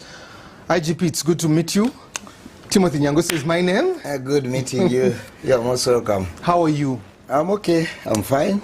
How have the days been so far for you? So far, the days are good because I'm getting very good response from the citizens. Okay. Very good energy from my people. And I think the equation is balancing up. We are good to go. Congratulations, first and foremost. A very successful polling day. Then the first day of tallying. We're closing tomorrow. How have you managed to keep this country secure? Well, first of all, I'm greatly humbled by our people, the citizens. Yes. Of course, let me also, first of all, use this opportunity to thank the Ugandans, all those who have participated in this election exercise, for really remaining civil, cooperative, and ensuring that we keep the peace so that this election exercise comes out the way it is coming out. And I'm greatly encouraged, and that's more morale for me to do more together with my people. Yeah. Afande, I just want to quote a few things you said, especially in one of your briefings. The mandate was to secure the elections in the country, but also maintain law and order, preserving life of all citizens. What is the status of the security situation across the country, in your view? In my view, and from the reports I keep getting across the board, the whole country remains generally stable. And this is courtesy of the efforts of all of us as security agencies, maintaining firm control over public order and ensuring that at all times there is territorial integrity. This calls for, first of all, interagency cooperation, working together, knowing that the security of, for example, the police force is tagged to the cooperation and working together with other agencies. As it is in this country, we have what we call interagency, which we really value as something giving us extra strength to ensure that we maintain the security and stability of this country. And I'm grateful you have mentioned that, the interagency. Some of the observers, both international and national, raised concerns about the deployment. They felt like you were using a shotgun to kill a fly. Was that, they felt like it was intimidation for the people to be able to go and vote. What are your thoughts about that, and why were we overly deployed? I think what I need to explain here is that when we are thinking about security, we must first of all scan the environment. We must carry out threat assessment, and our deployments are not just by waking up and putting people and other equipments in different places. Yes. It's out of a serious threat assessment, and also looking at our capabilities, and again finally knowing how to place ourselves and ensure that we remain on top of the situation in order to offer the security that we require to offer to our population. And therefore, I feel a bit uncomfortable even to use those words like over deployment. Under these circumstances, I don't understand it, because our deployments are in consonance with our estimates, the way we look at the situation and how we should keep security. So over deployment maybe depends on someone who is looking at it from another angle, not the angle of security. But I would also like to observe this, that even as we move around patrolling, I've been seeing quite some cohesion, seamless interaction with the public, and to me that is what gives assurance that actually the public is valuing our presence. And I want even to attribute the success of the exercise on the 15th of this month to that deployment, and the public having their expectations met vis-a-vis the provision of security. And that's why people have been able to come out and vote peacefully without any disturbances. You, in your presser a few days ago, quoted the Police Act and talked about Chapter 3, went on to quote the Electoral Commission Act, Chapter 126, and talked about a few principles that were there. You talked about proportionality, legality, accountability, neutrality, but also non-discrimination. There have been a few incidents across the country. What examples would you give, and what warranted these incidents? What was the proportion net that you used as police to be able to quell them? You see, first of all, we prepare ourselves to ensure that our best case scenario is not to have any single incident of law breaking, of disturbance of peace. But you know, in reality, because we are dealing with the situations where the people are not necessarily homogeneous, including within the security forces, and here and there you may have an incident where there is something happening which you never actually planned for. But on the whole, I would like to observe that generally there have been very, very, very few incidents. Very few, to my recollection. We can talk about what I have heard in the reports I have received in Utambala, that unfortunate incident. The reports in Bukedi East, where one of our personnel was injured, actually a senior security officer. a few other incidents, but on the whole, this has been a peaceful environment. And as law enforcement agencies, whenever there are contraventions of the law, never mind whether it is during elections or outside elections, measures to ensure orderliness in the country will continue to be taken. And you have mentioned those incidents. I also want to be able to mention a few. Luwero, 3 lives there. Also, we speak about some incidents within the capital city, but about 400 people arrested. And also, we are talking about some of those 400 being police officers who fall under your docket. How do you justify, how do you proportionally speak about these 4 and those 3 people that have died? Well, maybe the beginning point, let me comment about the 4. Well, as I told you, we have regulations. Yes. We have standard operating procedures.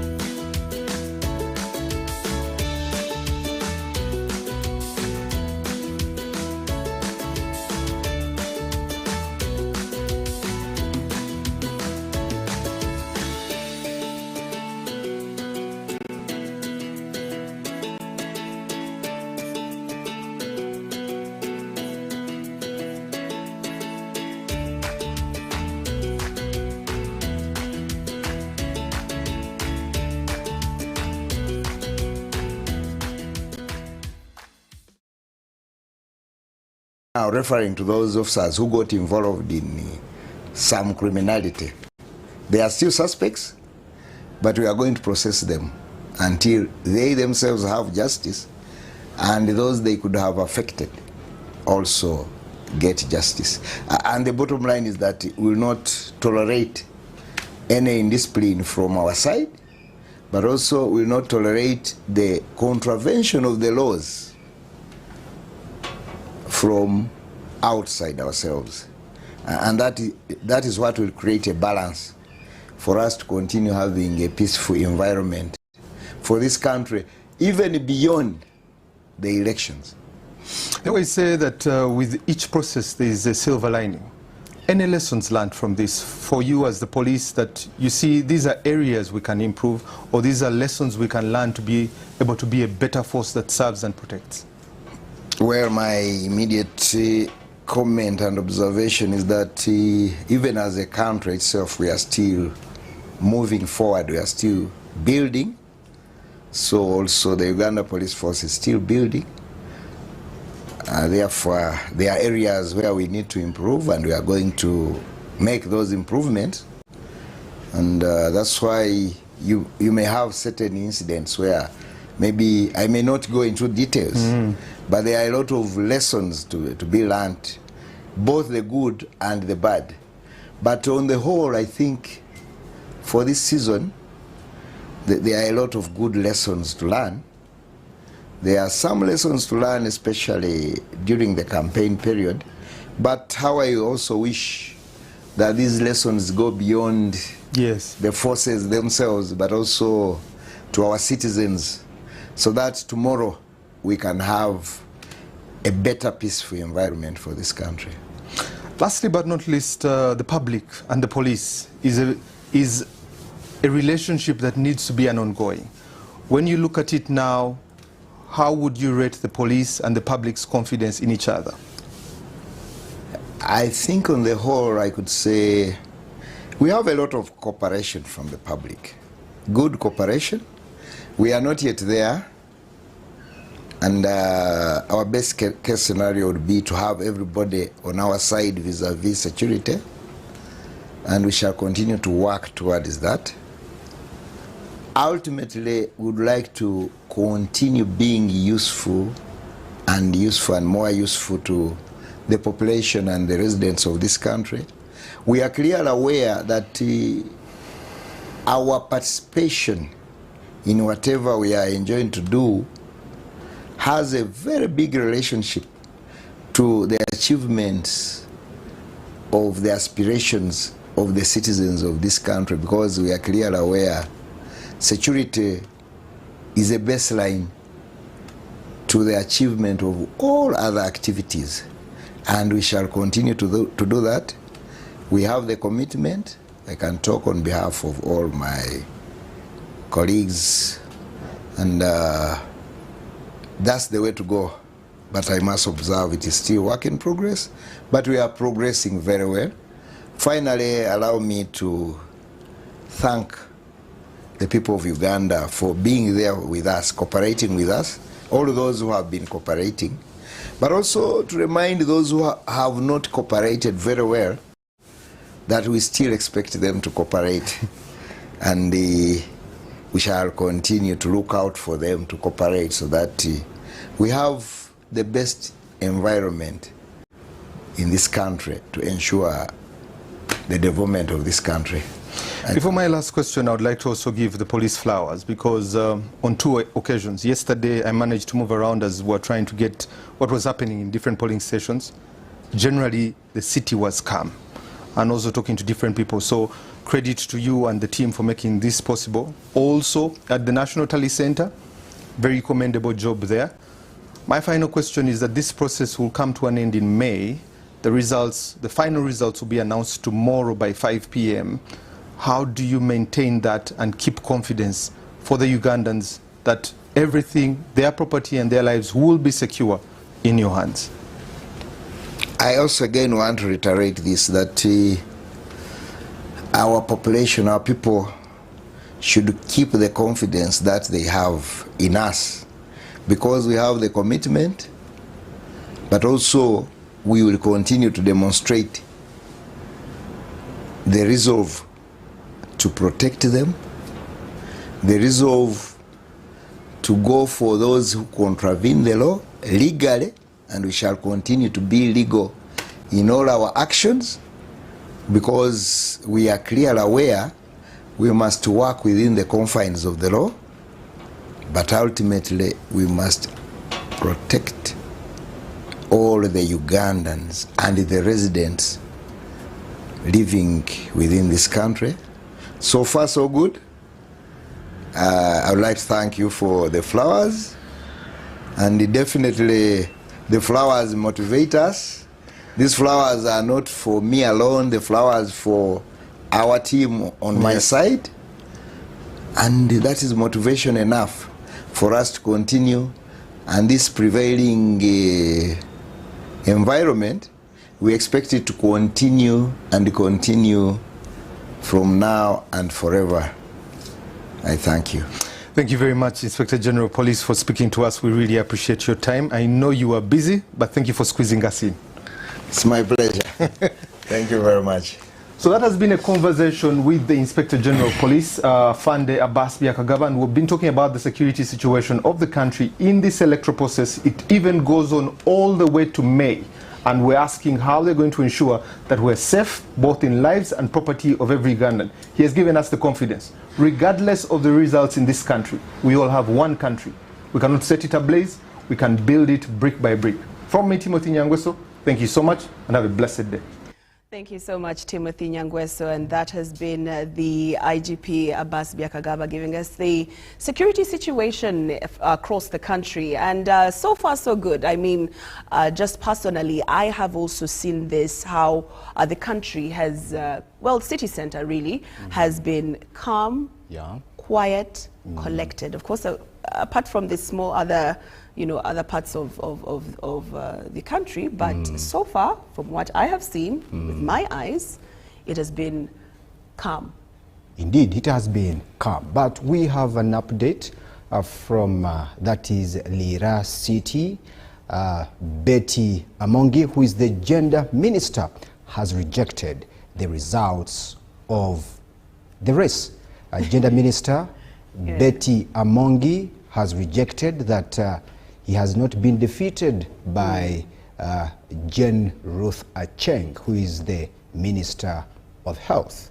We shall be talking to our colleagues who are in the field, and they will be bringing us more updates on that. And also just to remind you, it is a few minutes after 2 p.m. and we will be bringing you the EC's update on the presidential vote counting, how it stands. So keep it UBC and keep it with us.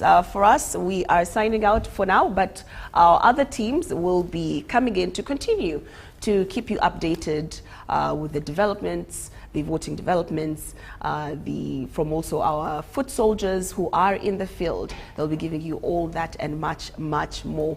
From myself, Lorraine Masika Kazimoto, and my dear colleague, Brian Tumwine Biarohanga. Ciao.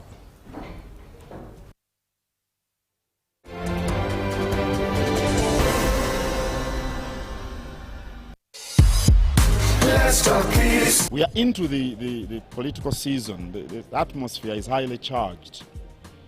There is a lot of excitement everywhere you look. But elections come and go. We all remain the same people staying in this one country. We must prioritize peace. We do not want to witness violence. No one should be throwing stones. No one should be using inciting language or abusing others.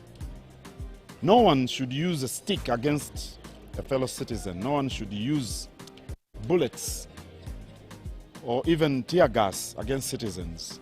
Instead, we should sit as brothers and sisters, as Ugandans, and discuss issues that may appear different, one camp from the other. I look forward to seeing an NRM supporter sitting with an NUP supporter and taking coffee. I want to see somebody from Arua sitting down for a cup of coffee with someone from Bugisu, from Chigezi, from Buganda. Let's learn to tolerate each other, even when we have differences between us, because that's how we are created. We are not the same. What we should appreciate is that we can all live together. Uganda is big enough for everyone. So we should respect one another. We should not incite violence. We should not in any way participate in anything that breaches the peace. That's my call to all Ugandans during this season. This campaign is proudly organized by the Netherlands Institute for Multi-Party Democracy and partners, with support from the European Union. Tuongeye, let's talk peace. Let's talk peace. My name is Colonel Banson Desiderius Mande. I'm the Director Research and Analysis, National Counterterrorism Center. As we go into this electoral season, we all need to work as whole government, whole society, for people to talk peace and maintain peace before, during, and after elections. Uganda is for all of us. We need it secure.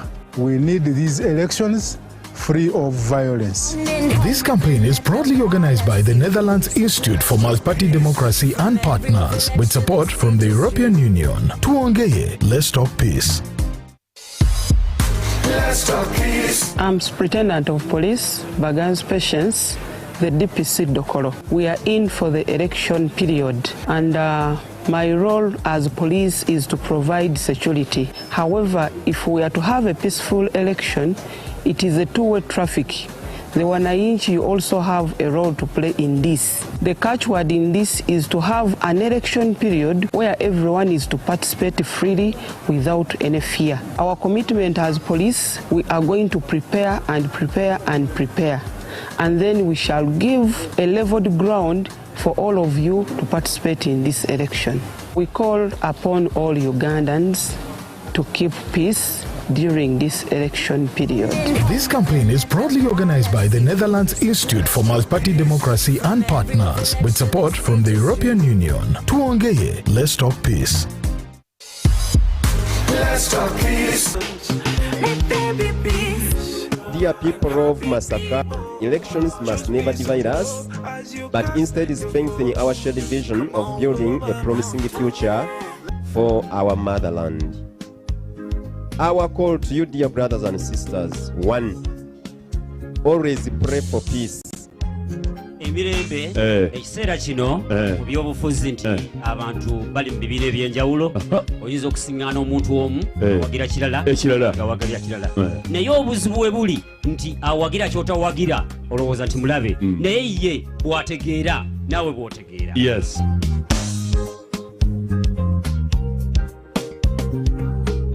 So tubasaba tubeere ba mpisa tubeere ba mirembe.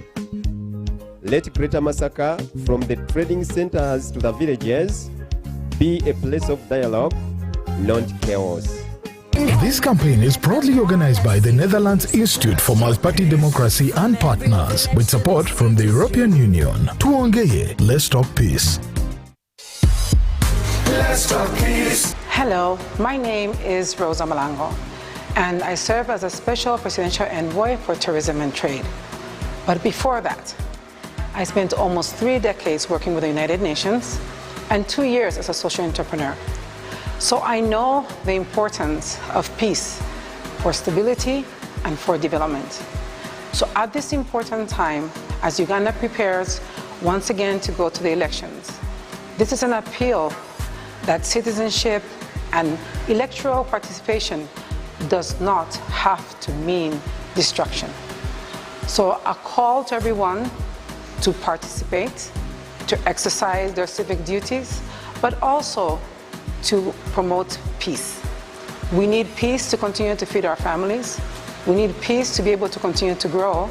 And we need peace if we really want to become the beacon of hope, tourism, and trade on the African continent. This campaign is proudly organized by the Netherlands Institute for Multi-Party Democracy and partners, with support from the European Union. Tuongeye, let's talk peace. Let's talk peace. As we approach the general elections in our country, the Republic of Uganda, this is a call to all the young people. The most important thing for all of us is to ensure that we keep our country peaceful. Definitely you have the right to vote. Let's talk peace. As we go into the final lap of the electoral campaigns and into polling, we are calling upon all the people of Uganda to conduct themselves peacefully. First of all, the candidates, we call upon you to use suitable language that shows respect and tolerance, and language that promotes peace and unity, because we are all Ugandans and elections should not divide us. So we call for language that is respectful of people's cultures, people's views, and is tolerant, because we all have different views, but we all want to have a very, very united country, Uganda, and a progressive one at that. So we are calling upon you to conduct yourself peacefully as we go into the final days of the campaigns, and on polling day, to respect the views of others and to accept the results of the elections, and know that after the elections, there will still be a Uganda, and we need each other as citizens of Uganda. I wish you a peaceful electoral process, and I call upon you to be peaceful. Peace-loving Ugandans. God bless you. This campaign is proudly organized by the Netherlands Institute for Multi-Party Democracy and partners, with support from the European Union. Tuongeye, let's talk peace.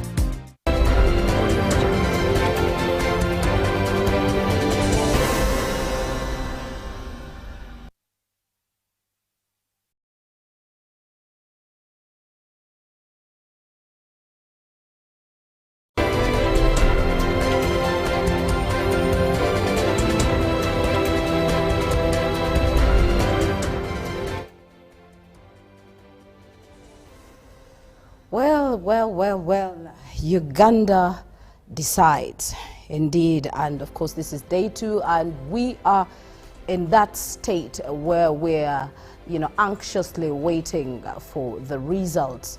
And of course out there, widespread failure of biometric, the BVV kits in yesterday's presidential and parliamentary election became a problem, and it's the talk of town. But again, we have some good news, yes. Right now, let's go over to Ivan Kahwa at Sembabule Tally Center to receive those updates on the provisional results.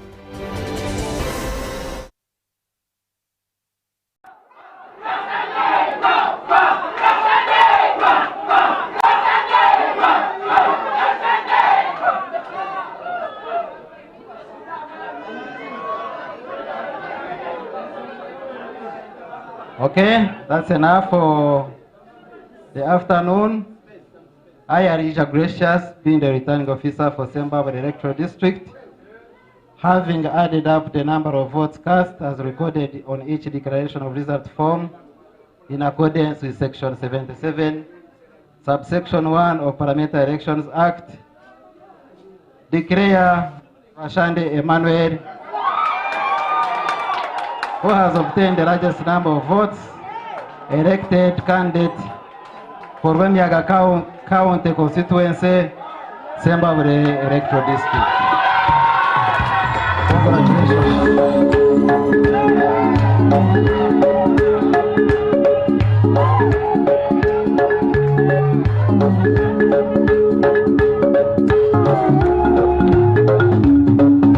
Abanyamuyaga muhumure, batunga mugisa muhumure, batunga ubusinge muhumure, batunga jyanaro muhumure, Emmanuel Rwasande Nyabutambira.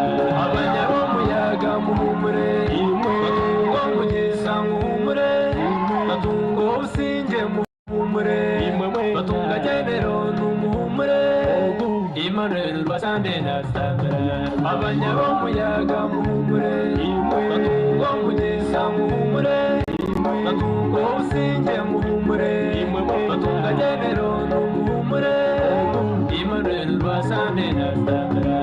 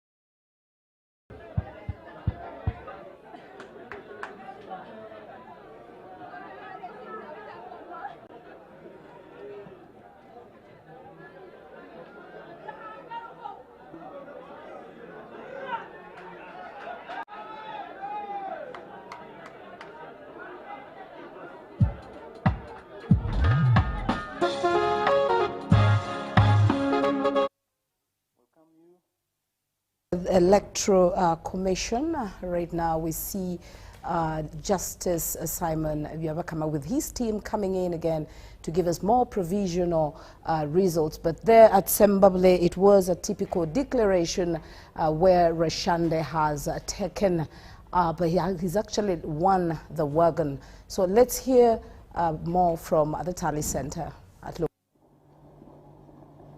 Lord Chair and the Commission, you're welcome. And before we start this afternoon session, I would like to invite the President of the Council of Presidents of the Interreligious Council of Uganda, His Grace Stephen Kazimba Mugalu, to commit this afternoon in the hands of God, lead us in a prayer, and we begin. Your Grace, you're welcome.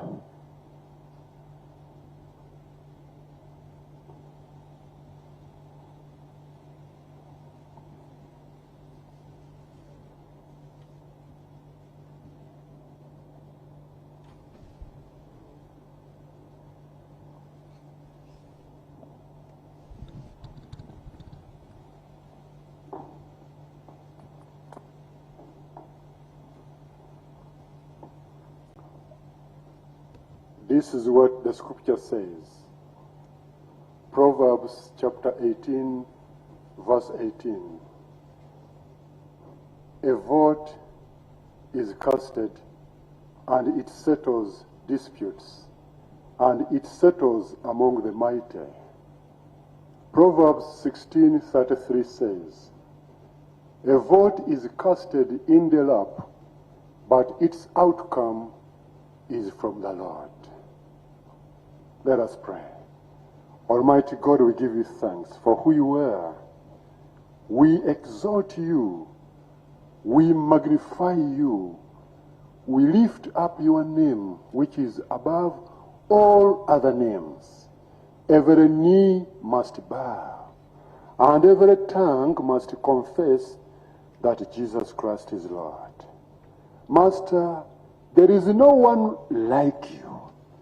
Thank you for creating the nation called Uganda, the pearl of Africa, with a beautiful motto, for God and my country. So Lord, we commit this country of yours in your hands.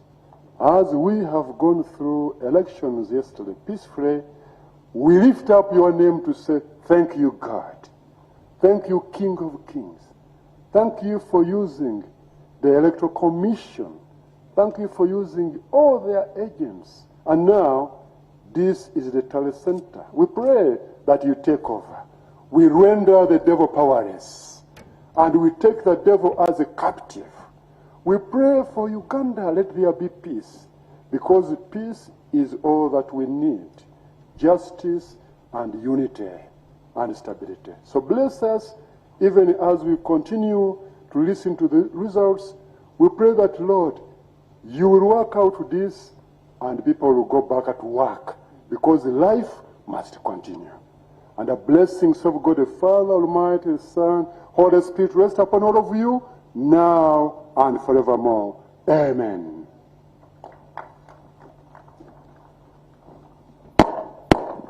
Thank you very much, Your Grace, for committing this afternoon to the Almighty to be with us and to guide us in what is going to happen. The chairperson of the Electoral Commission, Justice Byabakama Mugenyi Simon, the deputy chairperson, Hajat Aisha Rubega, in the interest of the people that are watching, to know who is on the podium here, from the left is Commissioner Peter Emorut. Next to him is Commissioner Honorable Anthony Okero. Next to him is Commissioner Dr. Simba Kayunga Sali. Next to him is the Deputy Chairperson Hajat Aisha Rubega. Next to him is the face that you've seen and you are continuing to see, the Justice Byabakama Mugenyi Simon, the Chairperson of the Electoral Commission. And next to him is Commissioner Honorable Stephen Tashobia. And next to him is Commissioner Caroline Bright Binamaryo. And next to her is Mr. Kamshababo Richard, the Acting Secretary of the Commission. You're welcome here, Commission.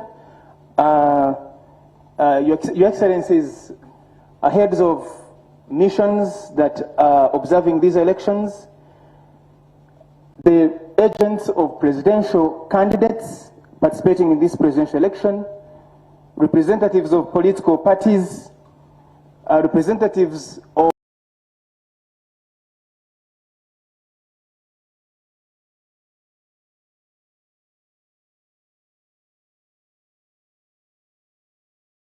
the observer missions that are observing these elections, both international and local, members of the civil society, members of the media, the staff of the Electoral Commission, all invited guests here, ladies and gentlemen, you are welcome to this afternoon session at the National Tally Center for the presidential elections of 2026. And without much ado, I will hand over to the chairperson of the Electoral Commission, Justice Byabakama Mugenyi Simon, to constitute us and guide us accordingly. Thank you very much, Lord Chair.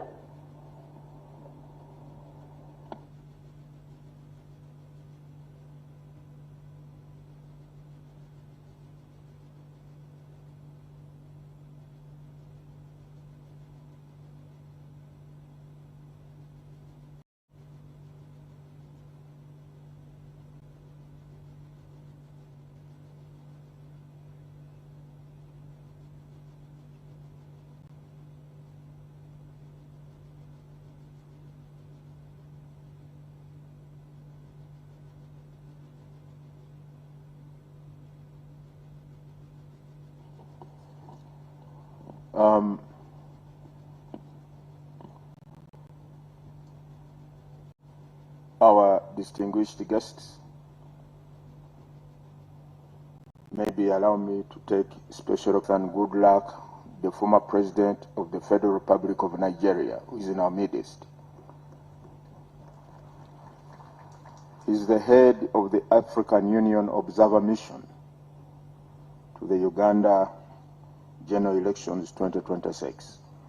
Your Excellencies, ambassadors, heads of missions, and all distinguished heads of the various observer missions who are here with us, ladies and gentlemen, we are honored to be gathered here this afternoon once again to give you an update or a brief on the current status of the presidential elections results that we have obtained so far from various parts of the country. The first session was yesterday at 9 p.m. Today, 9 a.m., we had the second update. Now this is the third one. Not final one, but the third one.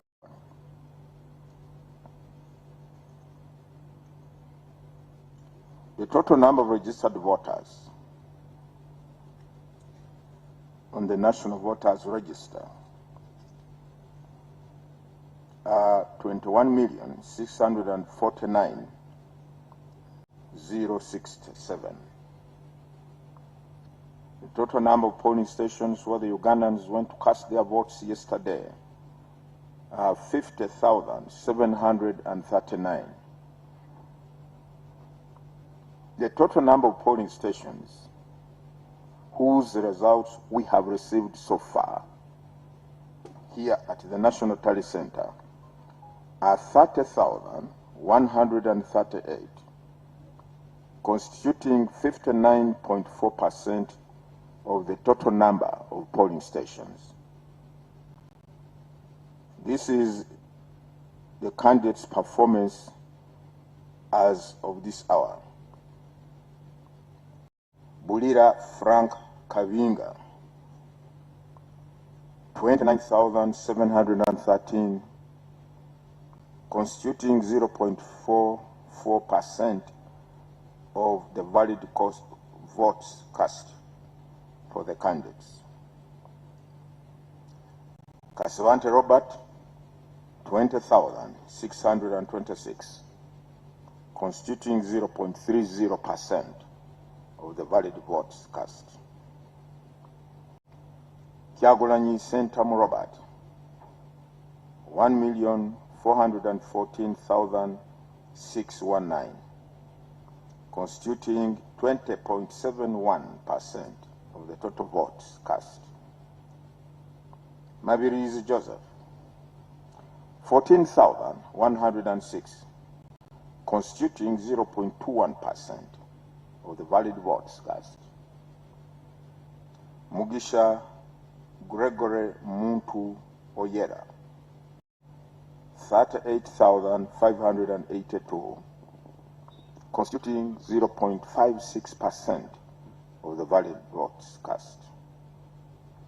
Munyagwa Mubarak Serunga, 19,034, constituting 0.28% of the valid votes cast.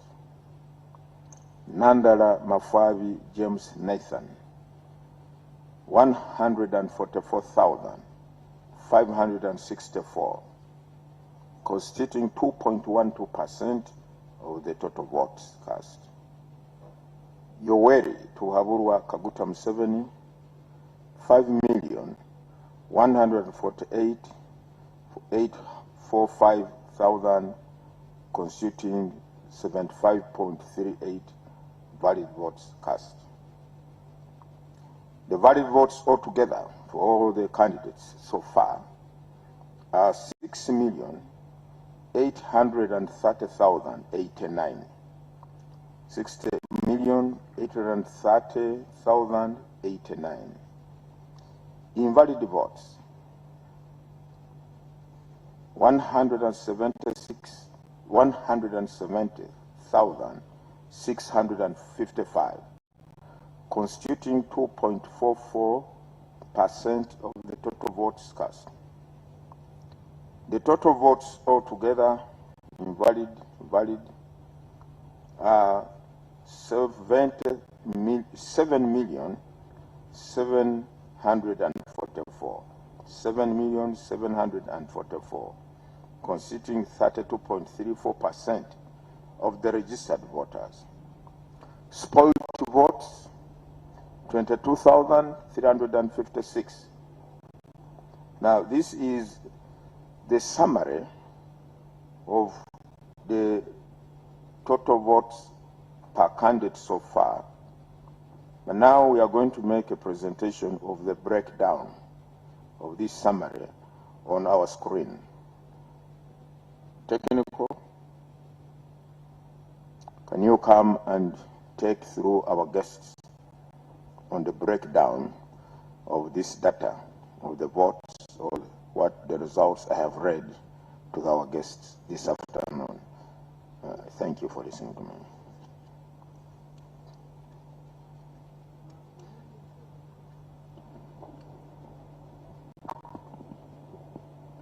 The Chair, Electoral Commission, the Commissioners, our delegates, distinguished guests and the press, good afternoon.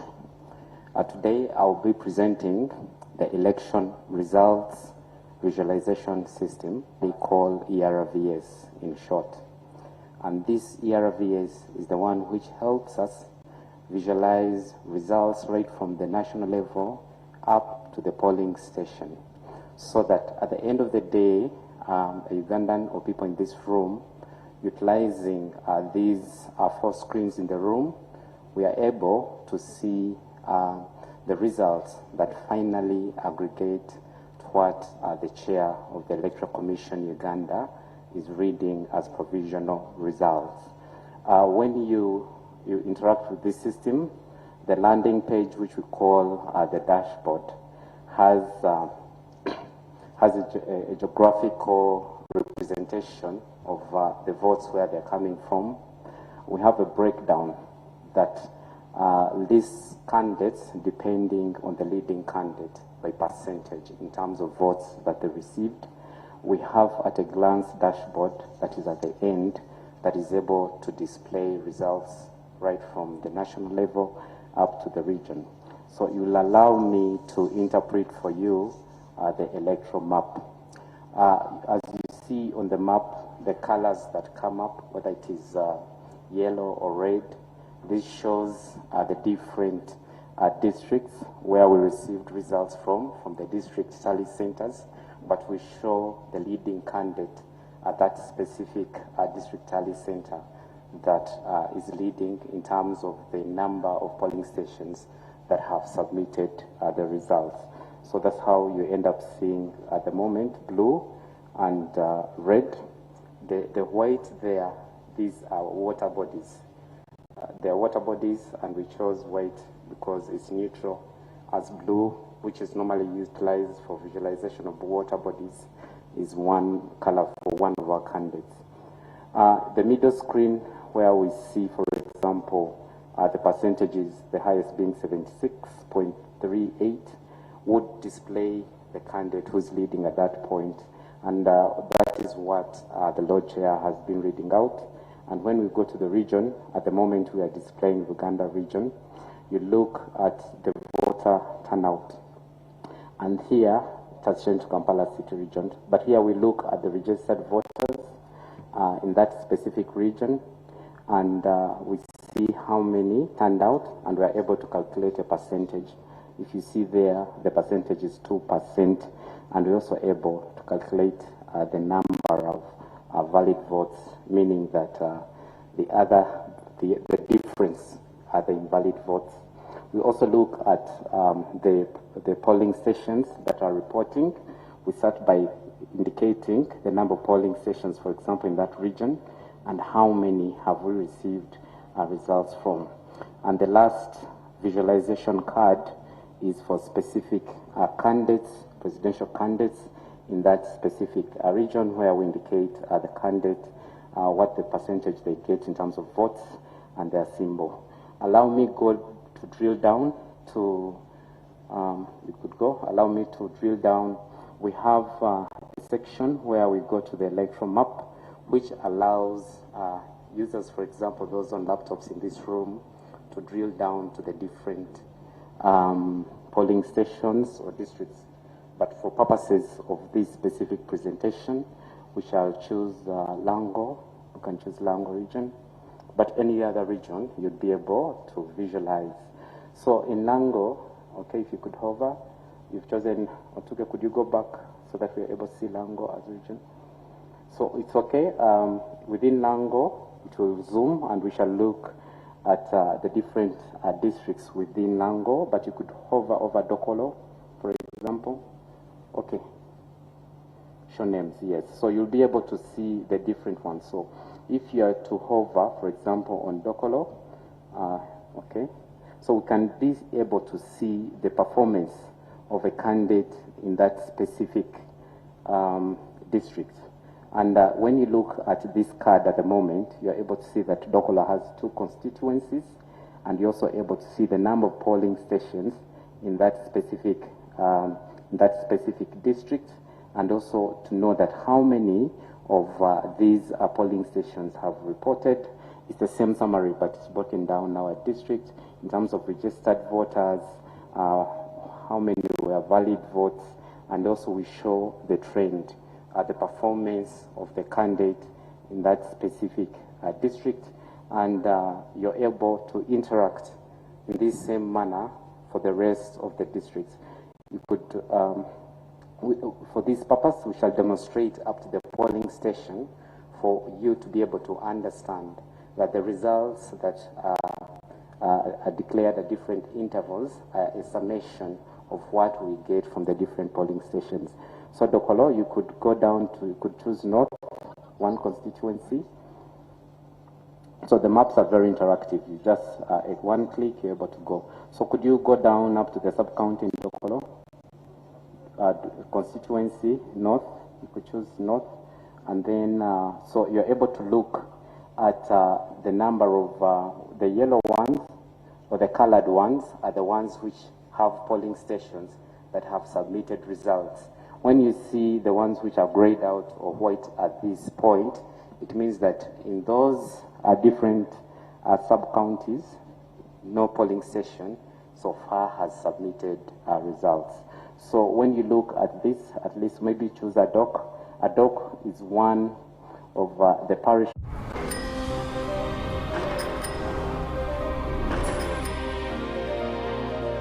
One polling station, and within Adok as a parish, we see that it has 5 polling stations. So you're able to look at the breakdown in terms of polling station level, where we aggregate results from that level up to the national level.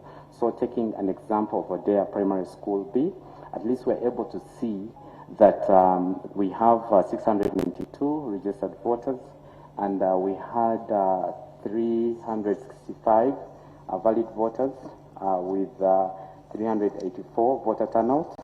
365 were able to have valid votes, and then the invalid were 19. But even at this level of a polling station, at least we are able to visualize a candidate who is leading, or the breakdown in terms of number of votes, which we visualize as vote count. But we are also able to look at the percentage that a specific candidate was able to receive. And you can do this for your area of interest, for your polling station of interest, and you're able to navigate across the entire country in this specific manner. So that being said, that brings me to the end of this specific presentation of how we visualize our results right from the polling station level up to the national level, utilizing the election results visualization system. Thank you so much. I can share back to you. Thank you.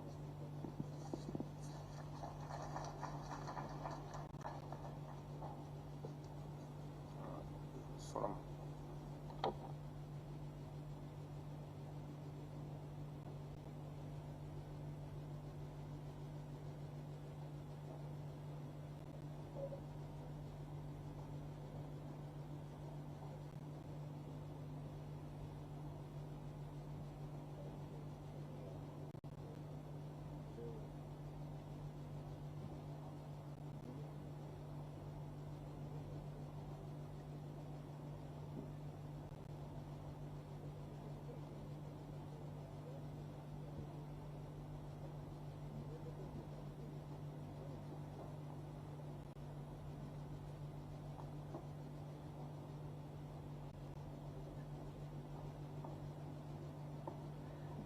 I've been asked to share information. This dashboard is live, and for the candidate agents, you're able, on your laptop, there is an icon. It's Chrome, but there's only one icon, which is there. If you click it, you'll be able to launch this specific system, and you're able to interact. The system at the moment is per the results that are read by the chairman of the Electoral Commission, and we shall be going live, as you know, but for those with internet, we shall be able to access that.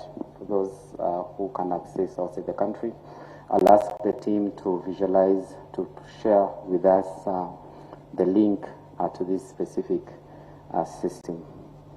We shall be sharing it on the screen, Lord Chair, later, so that people are able to reach this specific system. It does not require any user login, so they will be able to access and interact with the system if they have internet.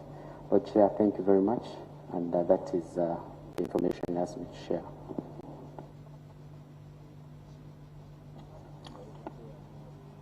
Okay, thank you very much, ladies and gentlemen. For the moment, that's what we can share with you.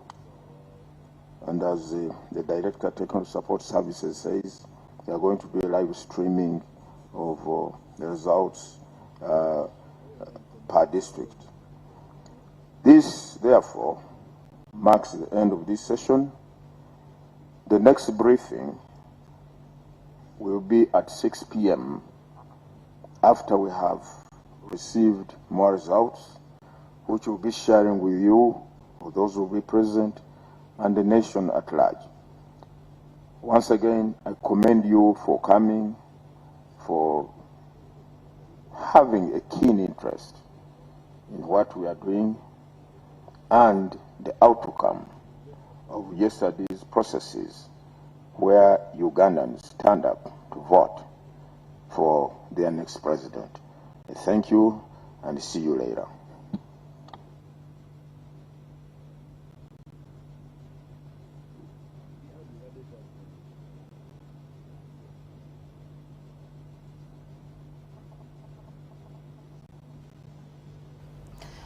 Well, that is at Lubowa National Tally Center. There we received that update from the Electoral Commission, and a part of what we know now was Banayuganda badde basuubira kulonda naye kyetulabye mu Kampala Central ate nga tekyawukana na bitundu bingi by'eggwanga kikaabya amaziga. Abamawulire ekirungi ebimu mubikutte tukedde kutambula mu polling stations ez'enjawulo awamu ne tusanga nga boxes already zijjudde, ate awalala abo bakwata mundu ne tusanga nga bali mu kutiikinga obululu bwaffe, ate awalala ne tusanga nga badeployinze eggaali z'abayaaye, si gaali ennungi ffe oluusi twogerako, naye tusanze abayaaye abakuba buli muntu yenna yenna abadde wa NUP. Era kye bakoze abo instructions nga babadde nazo, bagobye abantu baffe polling stations. Era bw'ogenda mu Kisenyi 1 mwaba basobodde ogendayo abamawulire mubaleba abavubuka abo ababaddeyo, bajeti baffe badde batuukayo bwe bati ne bakuba ne babagoba ku polling stations zonna zonna, awo ne batiikinga obululu kyere buli omu nga bw'ayagala oba nga bw'abadde ayagala. Tekikomyawo polling stations ezimu naddala Summit View n'awalala amagye balese amagye ne gabeera mu lines ne bakuba akalulu emirundi 8 10 buli omu emirundi gina gyabadde asobola gyabadde akola ki alonda. So tugumidde ebyo byonna byonna olunaku lwajjo era bwe tumaze ne tukola ekibalo kyaffe ne tusanga nti newankubadde bakoze ebyo byonna byonna tubadde tuliidinga mu kalulu ako. Kyova olaba tusuze wano ku Tale Center kubanga tubadde tukiraba nti newankubadde babadde bakoze emivuyo mingi nnyo mu kulonda tubadde tuliidinga. Kiki bakoze? Of course mukimanyi bulungi nti omuntu gwe mbadde neesimbyewo naye ye Minisita Museveni gwe bayita Minisita Kabanda. Era tubadde tumuwangudde ne bw'olaba polling stations zonna teri okujjako ezo zebakoze emivuyo togenda kusanga polling station ena ebadde genuine nga bamulonda oba nga bamulonze. Naye bagenze ne bakwata polling stations entonotono ddala mu Kisenyi 1 ne bagenda ne bakwata ne polling stations ku Summit View ne bagenda ne bakwata ne polling stations endala ku State House ne beewa obululu obutabalika nga bungi nnyo nga ne bobaani bw'oba wakulaba mu register ya Kampala Central oba tosobola kubayitako. So abantu bonna era n'amawulire gabadde gagamba Rubongoya is leading in Kampala Central kubanga bwe kibadde twagenze ekiro kyajjo nga tuliidinga bulungi nga comfortable win yaffe tugirina era buli omu nga atandise n'okutuyozaayoza. Naye basobola ne banyabo tugenze kukeera ku makya olunaku olwaleero zibadde nga ssaawa 3 ne batandika kusoma ebintu bye tutategeera gye bivudde ne bagamba nti ku State House awo Minisita Kabanda yafunye obululu obusukka mu 14 nti ffe twafunyeko obululu 8 bwokka ne webuuza awo abantu bameka balonderawo.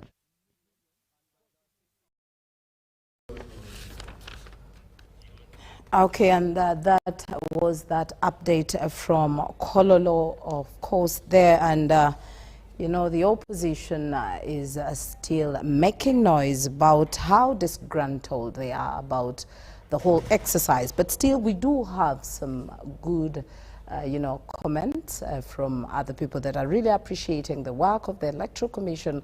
And we know when the true results come out, we will truly know the truth. In studios, I'm joined by Counsel. He is a lawyer, a political analyst, and he's here to break down a debrief on how the yesterday you know, exercise took place. What do we learn from what happened yesterday? The biometrics malfunctioning issue, is that really something that we should look into as we move ahead, probably as we prepare for the next coming elections? So basically he's here to break down a debrief for us. Thank you so much for joining us. Thank you very much. Yes. Thank you, viewers. A little bit of, you know, your highlights on yesterday's performance. A lot of people were crediting the Electoral Commission. You know, the biometrics malfunctioning was quite an issue, but then they managed to remain calm. But probably one of the challenges that really happened, and they couldn't, you know, they couldn't harmonize on that, is a lot of people that came early to vote actually abandoned the exercise and went back home, which wasn't good. Yes, the issue of biometrics, the mess that happened, actually managed to disenfranchise a huge number of people, because I got to know that people were at polling stations for as early as 7 or even 6. They wanted to vote and go home and do other things. But then, when there was a breakdown of the biometric machines, when the materials for voting, there was an undue delay in delivering the materials for voting at a number of polling stations, especially in the urban centers in Kampala and Wakiso. After some time, some people got tired and decided to leave. So that disenfranchised quite a number of voters. So that is regrettable. And to put it in perspective, something like this has happened previously. You remember there was complaints, there were some complaints some time back, the districts of Wakiso and Kampala. It must have been 2016 elections. For as long as like late afternoon at some polling stations, people had not received election materials to vote. So some of these delays, and then of course the mess about malfunctioning the biometrics, is quite unfortunate because, first of all, those biometric machines were procured at a whopping, I think the sum is like 200 billion. So they were meant to enhance the voting process. Yes. So that, of course, when the ballot paper is scanned, you don't have to go manual to look for someone's name on the register, which takes time. So when they malfunction, first of all, questions arise. How about that money, the taxpayers' money, in hundreds of billions of Ugandan shillings? How about that? It's a loss to the taxpayer. Secondly, now the time. And then, of course, the time that was lost between late delivery of materials, then consulting the chairman to see now the machines are breaking down, they are not functioning. What do we do? Some time was lost. And then, of course, when you start voting at midday or at 11, and then closing time is 4 p.m., you know, there's a problem. True. Yeah, there's a limited time for Ugandans to cast their votes, their ballots. Yeah, some people were saying that probably what brought about the malfunctioning was the internet shutdown. But then we heard from UCC's, head of PIERA, Mr. Ibrahim Bosa, there in Daily Monitor, expressing that there is no link between internet and the BVV kits. So of course we may not know, because these machines, biometric, they are digital, and a lot of equipment these days uses really the internet. Because you have to connect with the server from the Electoral Commission. Yes. Well, we will know the truth. You have to scan and then connect to the server to authenticate the fact that this is a voter is in your system. How do you do that without the internet? Without the internet. Yes. Yeah, basically. Well, that is a case that we will still have to argue about. But now, when we see, my take home yesterday was we had leaders that we could learn from, leaders that we could pick a leaf from. They came, they followed the rules, they lined up like anybody else. They didn't just surpass people that are already in line. Yes. They lined up, they made their votes, they followed each and every rule. What do you say about that? Okay, of course, despite the mess of the biometrics, this election has been largely peaceful and organized. I think we can credit the Electoral Commission for certain things, and also the behavior of some of the leaders that you mentioned, to the effect that they followed, there was discipline, and of course, when a leader follows the procedure, when there's rule of law, when there's law, and there's orderliness, even the rest of the Ugandans follow suit. So there wasn't a lot of acrimony, disorderliness. Of course, apart from a few small pockets where we had incidences of tear gas, but I think that happened at when the counting of votes was ongoing. In some areas, no.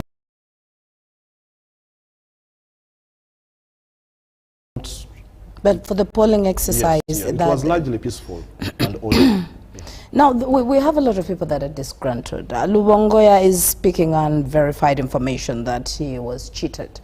Can we have evidence to that? Is it possible? We've already seen evidence that the exercise went on well, and people are really, happy about where we are so far, and even with the provisional results that we are receiving from the Electoral Commission are indicating that there's not much scuffle. Now, can you say something about Lubongoya's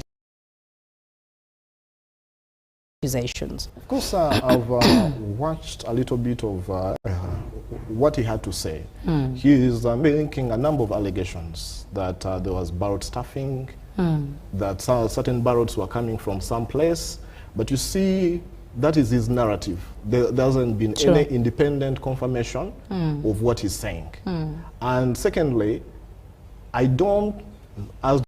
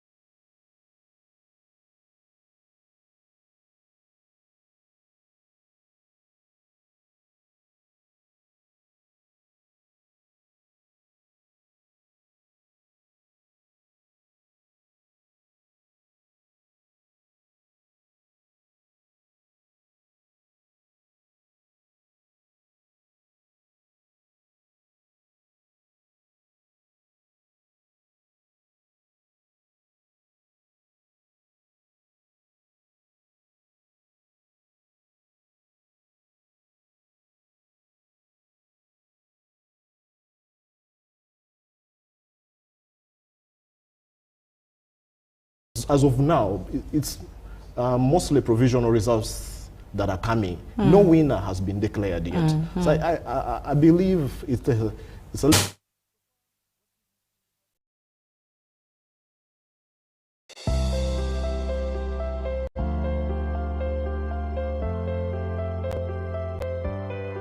Açaí was something very niche, now to be everywhere. We grew from 5 people to over 100 employees. We opened first cocktail bar in Slovakia, then I little bit transferred to restaurants. First bakery we opened in Dubai.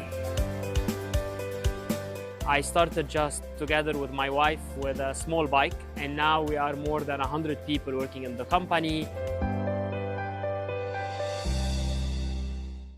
That some of the candidates and supporters have. There were some incidents, yes. Yeah, you continue. Yes, Honorable Betty Amongi and Honorable Ruth Acheng. We were in the studios here and we got reports that actually Honorable Betty Amongi is disputing the results even before they have been declared. She's saying that she does not acknowledge the fact that Honorable Ruth Acheng is in the lead. So it looks like there are some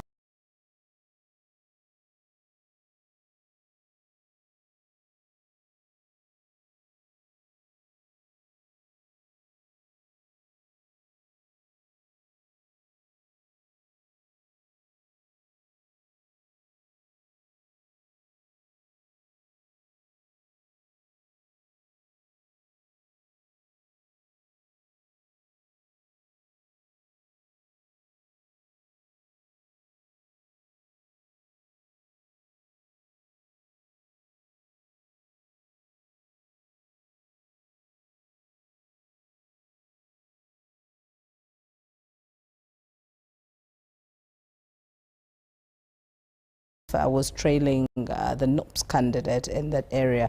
But a little bit away from that, the number of parliamentarians or the capacity of the parliament that we have in the country. We have 556 members. Yes. There's one of the candidates, his name is Luzi. He's a very funny guy, yeah? He mentioned and said, we have a very big parliament. We can trim it to about 80 or, you know. Why are we having all these people? Why should women be represented? Why should the lame be presented? So what do you say about that? I really believe we have an amorphous parliament. It's so big. It's so big, and the fear here is that looks like government is intent on even creating more districts, because that has been the narrative that has come up during the campaign season. We've had some people talking about creating more districts, and the creation of more districts comes with the creation of more constituencies and more representatives. And of course, the public expenditure rises because you've got a new district and several constituencies and people vying for representative positions. It's unsustainable right now because we will keep sinking in debt exactly. if we continue like this. Yes. Do you think we can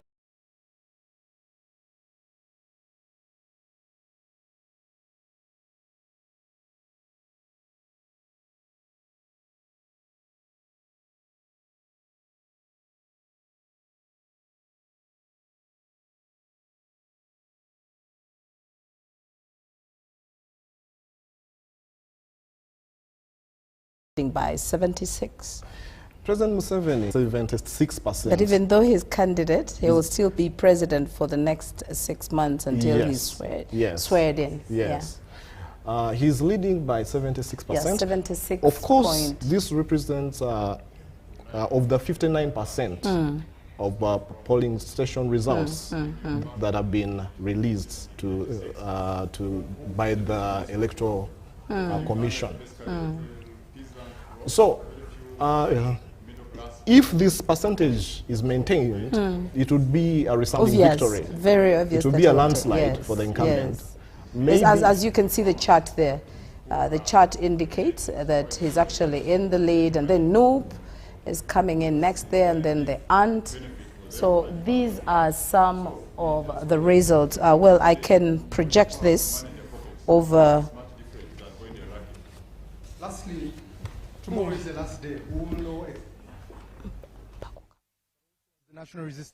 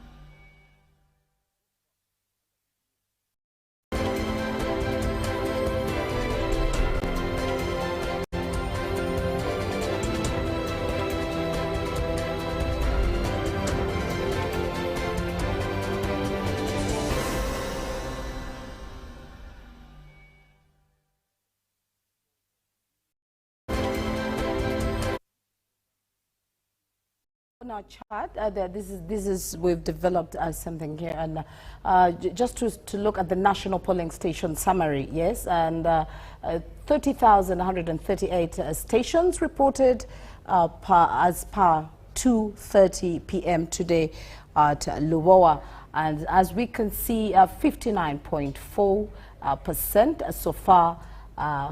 These are some of the results that we have received so far. And of course, the current voters turnout stands at 31.5%. And of course, votes that have been cast are 6.8 million here, as you can see here. Now, based on the 21.6, that is 21.6 million voters, turnout is 6.8 million as per now. But this was declared yesterday, yes, at 9:36 p.m. Yes, and of course these declarations were made by the Electoral Commission. Now when we look at the national results summary, we see that candidate Yoweri Museveni stands at 75.38%, and Robert Chagulanyi's NUP stands at 20.71% there. And of course, those are the numbers of the votes, 5 million votes and then 1 million votes. And then Nandala Mafabi there stands at 2.12%. With 144,000 votes. And then we see Ant Monto Mogisha, Mogisha Monto at 0.56% with 38,000 votes there. And then Mubaraka Munyagwa is at 0.28% with 19,000 votes there. And then Robert Kasivante at 0.3%. with 20,000 votes. We have Joseph Mabirizi at 0.21%, 14 votes there, and then Frank Bulira at 0.4%. Now, as we go further, we look at the chart. As you can see, NRM is taking the lead by 75.38%, and then NOP is number 2 in the wagon, and then the rest of the candidates there, the rest of the parties are there indicate that it's not moving so well, but at least we see that both NOP and NRM are really performing so well in different constituencies there. And then again, this is the total summary. Council, what do you make of these results? The results so far are provisional, representing 59% of the 50,000 polling stations. Yes. So far, I think what has been captured is 30,000 results from 30,000 polling stations. But if this trajectory is maintained, looks like President Museveni is heading for a landslide, a resounding victory. Looking at the margin from 75% to 20% and the others. Exactly. Yes. Maybe the biggest question here is this is a big change from 2021 result. Maybe the question is why? Why are things the way they are? True. I have a feeling the biggest contributing factor here is peace and stability. Peace and stability. Peace and stability. And of course, these are just provisional results from the Electoral Commission. They will issue the final official declarations, yes, as we heard from Rashande there. Yes. Yeah, in Zimbabwe, Rashande has taken the lead, and actually he's, we could say right now, he has the seat for Parliament. So we will be having those, and we will keep updating you on how this transpired. Let's get back to our interview. Yeah.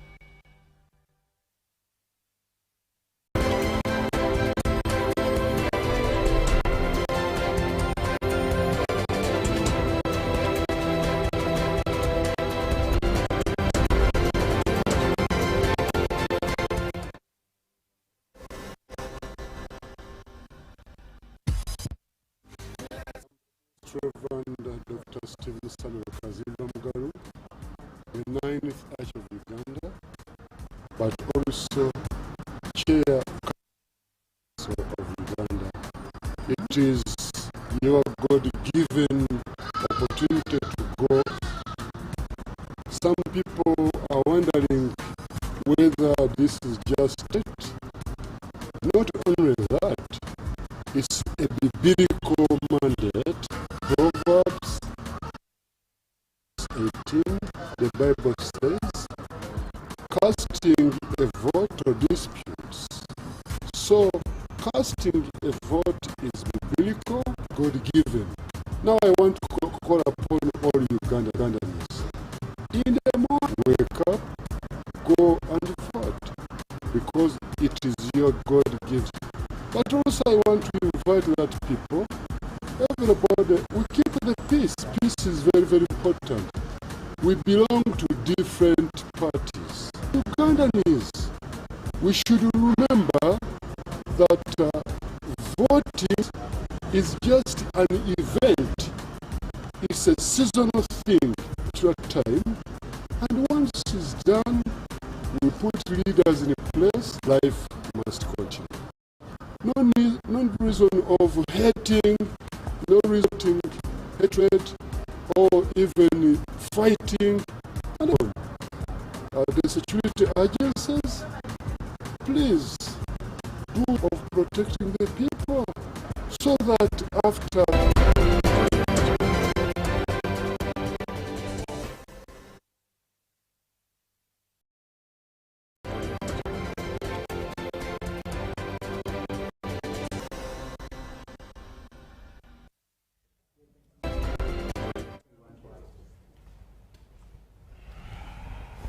And of course, on set, we are still joined by Counsel Joanna Kabagambe. He's also a lawyer. He's a lawyer, yes, as a counsel, he's a lawyer and also a political analyst. But then on set again, we've been joined by a man who has served different constituencies. He was in the previous constituencies, the East African Assembly. Was it called the Constituency Assembly?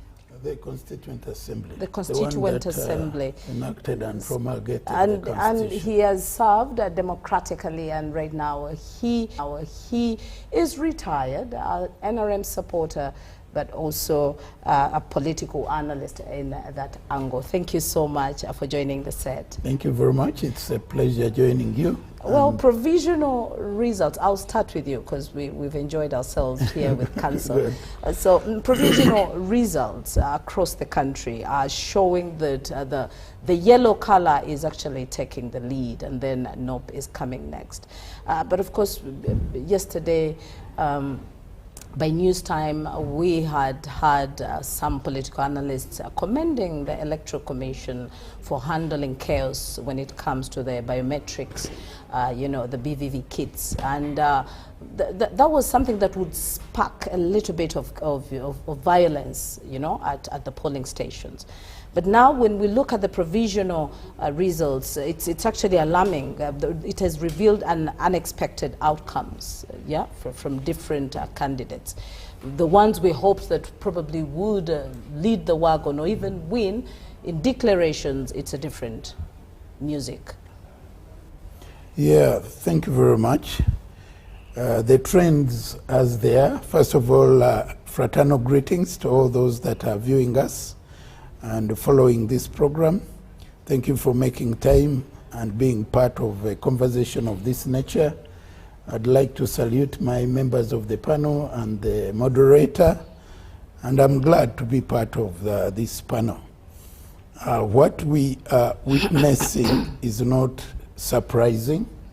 Some of us saw it coming, and definitely it confirms certain positions that we've had over time. I would like to commend the Electoral Commission for having managed a very difficult situation regarding the failure of the machines to play ball.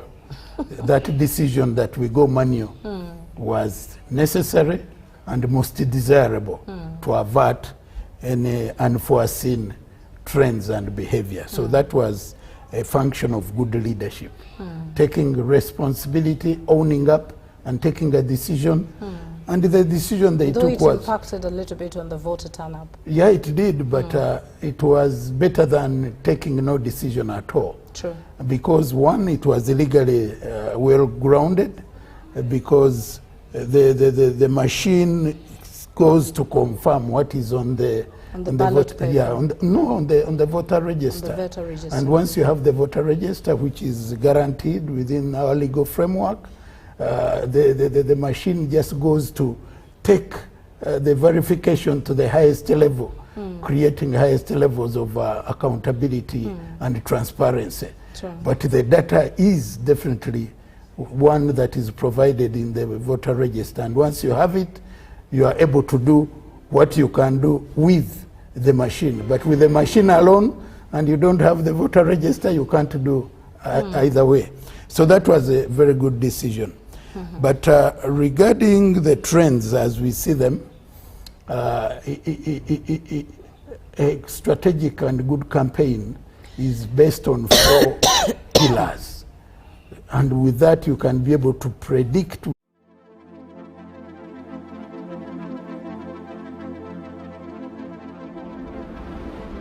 Porcelain Roses was born from the spirit of Pandya Belali. The villa emerges through layers of contrast. Bronze meeting pale tones and coastal finishes reflects the natural beauty around it. Every element eases the transition between indoors and out, while refined screening ensures privacy and comfort in equal measure. Porcelain Roses embodies natural refinement in a contemporary way, rooted in the shoreline, yet blossoming into something entirely its own.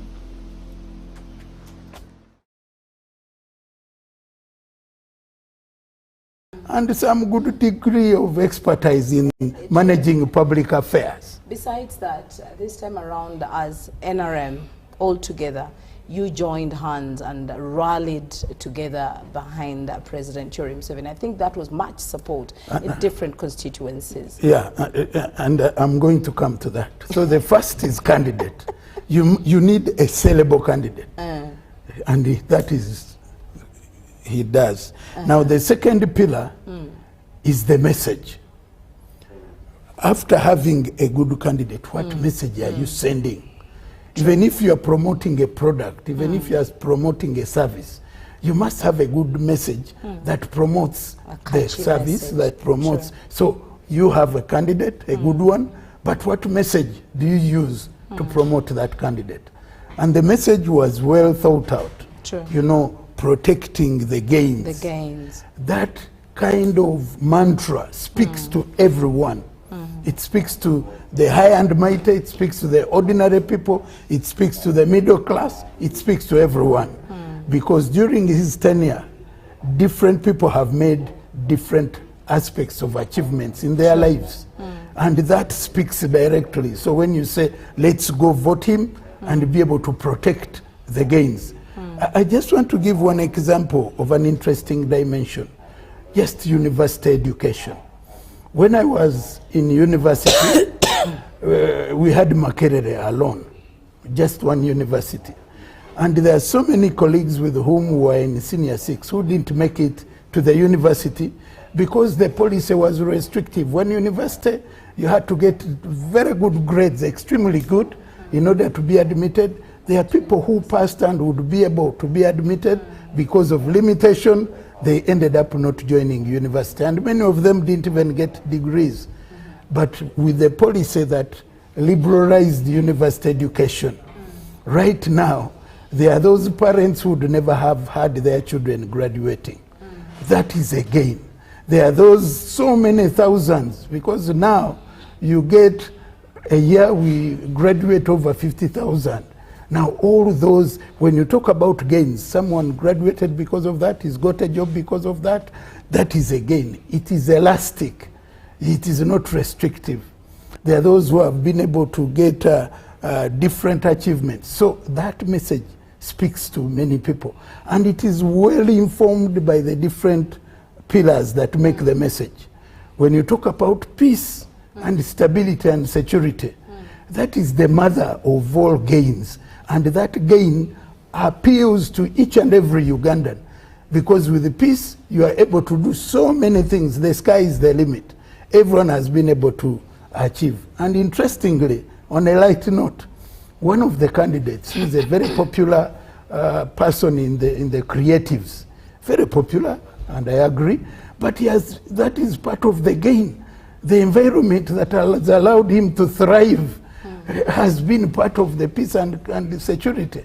So you find that even the candidates, even being candidates itself, is a gain that they need to protect as they go to contest in this election.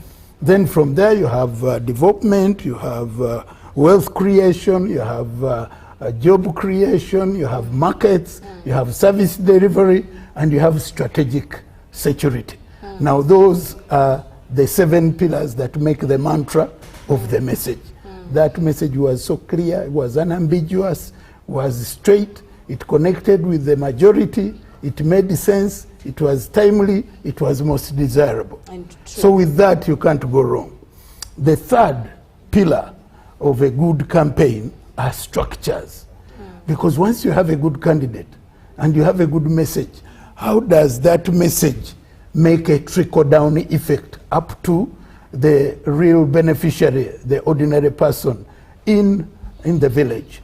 Now, NRM has the structures from Central Executive Committee, National Executive Committee, the Delegates Conference, the district conferences, the sub-county conferences, the parish conferences, and the village conferences.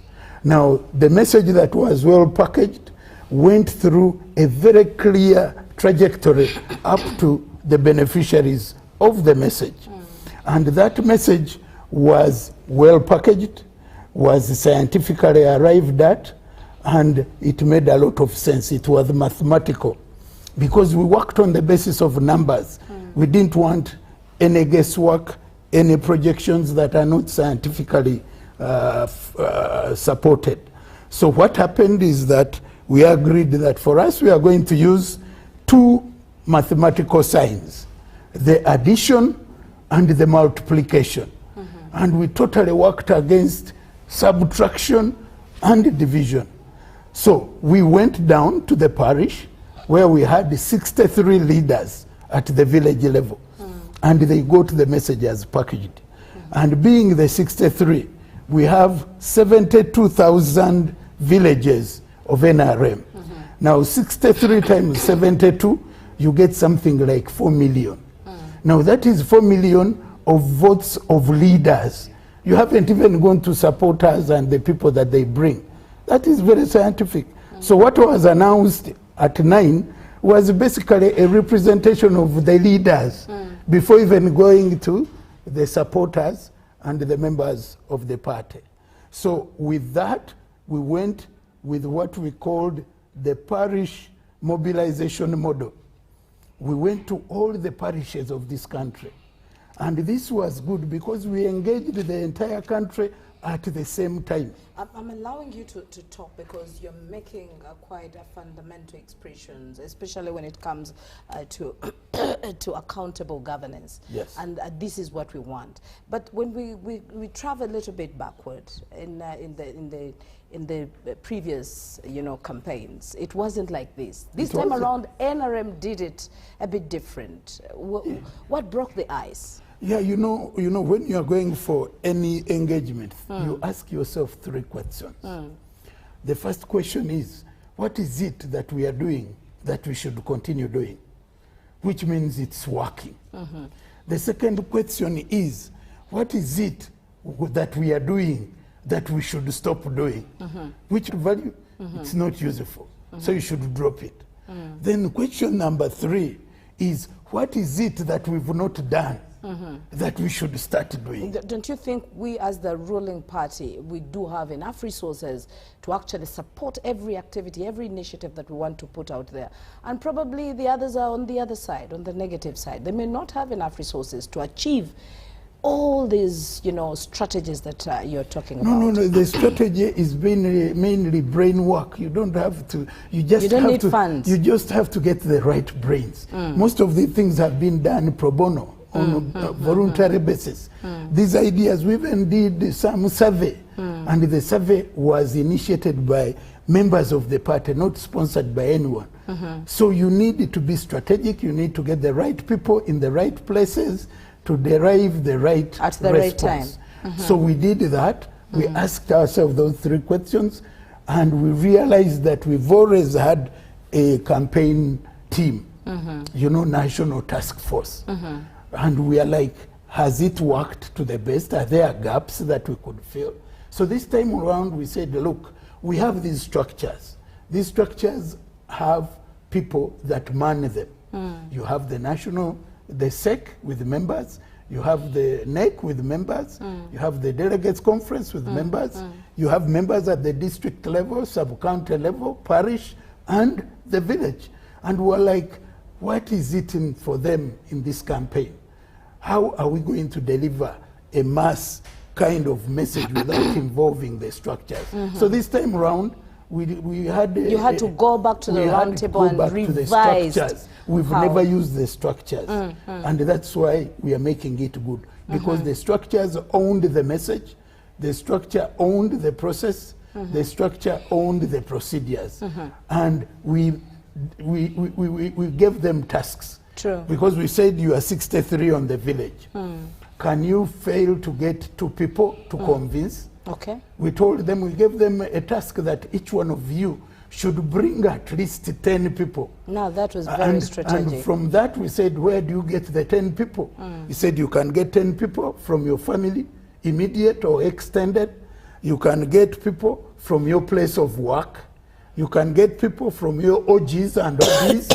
You can get people from the church, the mosque, where you go to pray. And Honorable. You can also even in the neighborhood. Honorable, when we look at the previous campaign, it was 81 point something million voters. Yes. So it shows that a lot of awareness was actually made to capture a 21.6% million voters. Yeah, the Electoral Commission has done its bit in terms of awareness creation, in terms of mobilization, in terms of engagement, to ensure that people do take up their civic responsibility, come out and be part of decision making, because that is the highest level of rights. When we talk about rights, Council, I'll get to you in a while. Yeah, important.